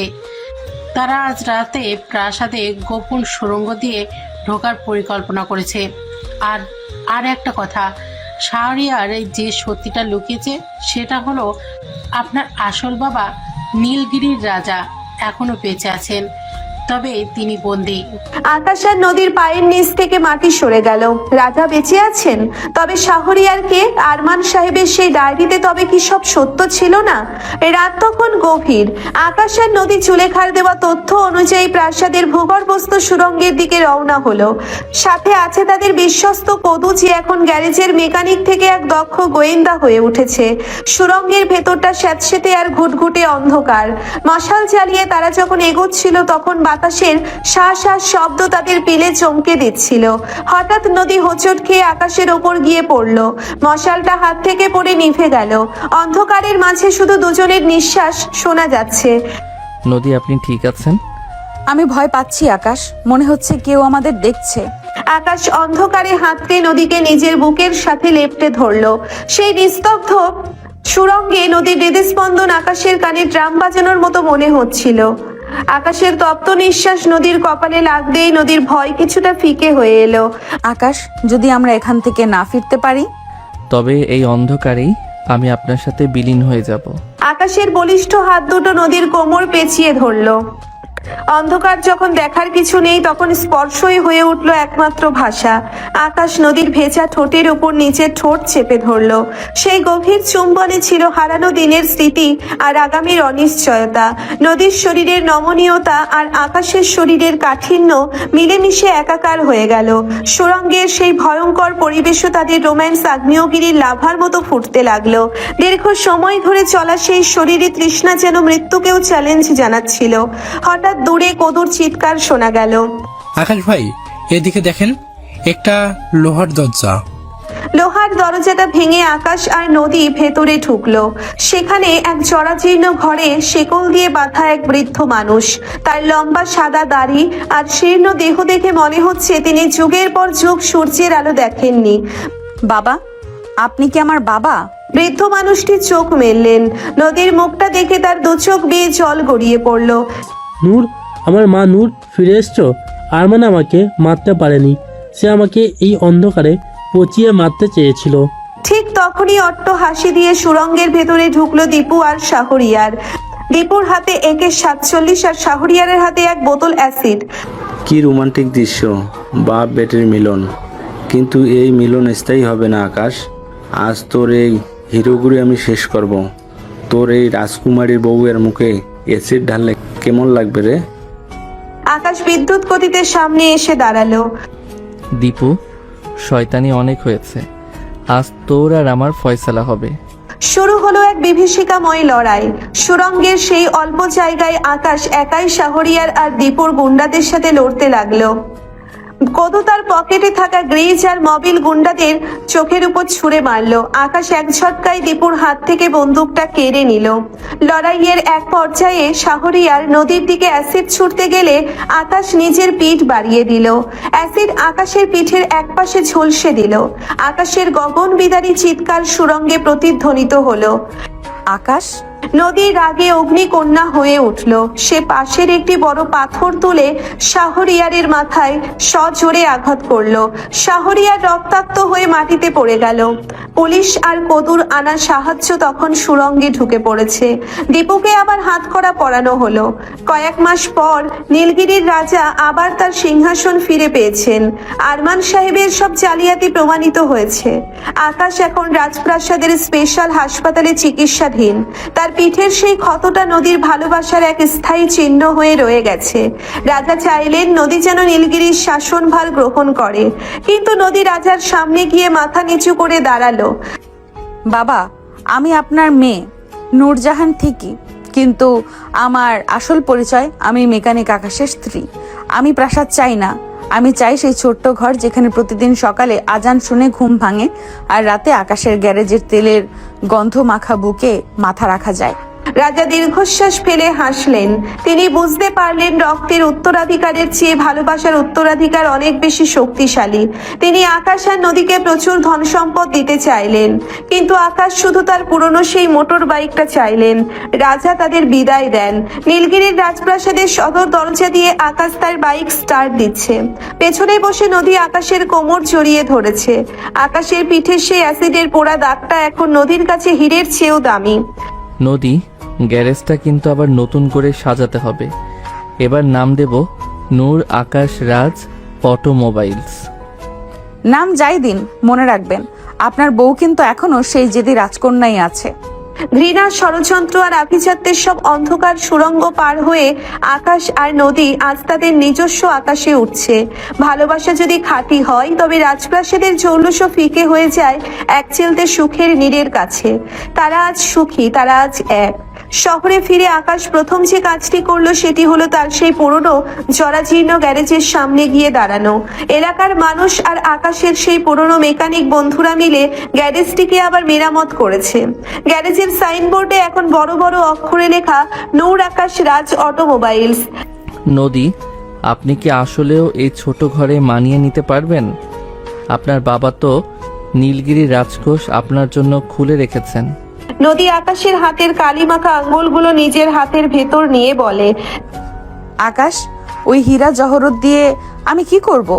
আমার আসল সম্পদ তো আপনি। আর শুনুন, রাজকন্যার মর্যাদা প্রাসাদে নয়, থাকে তার রাজার হৃদয়ে। আপনিই আমার রাজা। তারা তাদের সেই ছোট টিনের চালের ঘরে ঢুকলো।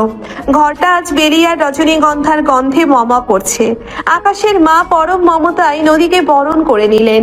আজ আর কোনো আভিজাত্যের লড়াই নেই, নেই কোনো ষড়যন্ত্রের ভাষা, নেই কোনো ষড়যন্ত্রের ভয়। এক সপ্তাহ পর আকাশ তার গ্যারেজে এক বিশাল অনুষ্ঠানের আয়োজন করলো। সেখানে শুধু বড় বড় ব্যবসায়ী নয়, শহরের সব মেকানিক আর খেটে খাওয়া মানুষদের দাওয়াত দেওয়া হলো। সেই অনুষ্ঠানে নদী এক বিশেষ ঘোষণা দিল। আজ থেকে এই নূর আকাশ অটোমোবাইলস শুধু একটি গ্যারেজ নয়, এটি একটি কারিগরি শিক্ষা প্রতিষ্ঠান। এখানে রাস্তার টোকাই আর অনাথ ছেলেরা বিনা পয়সায় মেকানিক কাজ শিখবে, যাতে তারা সম্মানের সাথে বাঁচতে পারে। কারণ আমি বিশ্বাস করি পৃথিবীর কোনো কাজই ছোট নয়, যদি সেটা সততার সাথে করা হয়। সবাই যখন তালি দিচ্ছিল, তখন আকাশ নদীকে একান্তে একটু দূরে নিয়ে গেল। সে নদীর হাতে একটি ছোট মখমলের বাক্স তুলে দিল। এটা কি আকাশ? নদী বাক্সটি খুলে দেখলো ভেতরে কোনো হীরের আংটি নেই, বরং একজোড়া সাধারণ রেশমি নীল কাচের ছুরি আর একটি রূপোর চাবি। এই চুড়িগুলো সেই দিনের কথা মনে করিয়ে দেয় যখন আপনি প্রথম আমার গ্যারেজে এসেছিলেন। আর এই চাবিটা হলো আমাদের নতুন বানানো সেই বাড়ির, যেখানে আপনি আর আমি আমাদের আগামী দিনগুলো কাটাবো। তবে বাড়িটা প্রাসাদের মতো নয়, আমাদের স্বপ্নের মতো সুন্দর। নদী চোখের জল ধরে রাখতে পারল না। সে আকাশের বুকে মুখ লুকালো। সেই রাতে তাদের ছোট বারান্দায় যখন চাঁদ উঠল, আকাশ নদীকে কাছে টেনে নিল। তাদের দীর্ঘ চড়াই উত্তরায়ের সফর আজ এক শান্ত মোহনায় এসে মিলেছে। বছর 3 পর নদী আকাশ অটোমোবাইলসের সামনে এখন এক বিশাল বাগান। সেখানে একটি ছোট বাচ্চা তেলের গ্রিস মেখে একটি খেলনা গাড়ি নিয়ে খেলছে। আরিশ, এ কি অবস্থা করেছো? ঠিক তোমার বাবার মতো মেকানিক হয়েছো। আকাশ অফিস থেকে ফিরে আরিশকে কোলে তুলে নিল। নদীর দিকে তাকিয়ে সে মুচকি হাসলো। নদী, আপনি যাই বলেন, আমাদের ছেলেও কিন্তু রাজকীয় মেকানিক হবে। নদী হাসলো। সে আকাশের কাঁধে মাথা রেখে সূর্যাস্তের দিকে তাকিয়ে রইল। তাদের জীবনে ঘৃণা এসেছিল, ষড়যন্ত্র এসেছিল, এমনকি রক্তের সম্পর্কে টানাপোড়েনও এসেছিল, কিন্তু তারা একে অপরের হাত ছাড়েনি। ভালোবাসা যখন আভিজাত্যের দেওয়াল ভেঙে দেয়, তখন জীবন এক সুন্দর কাব্যে পরিণত হয়। নীলগিরির সেই রাজকন্যা আর শহরের সেই সাধারণ মেকানিকের গল্প আজ মানুষের মুখে মুখে ফেরে। তারা প্রমাণ করেছে যে মানুষ তার জন্ম দিয়ে নয়, বরং তার কর্ম আর ভালোবাসা দিয়ে শ্রেষ্ঠত্ব অর্জন করে।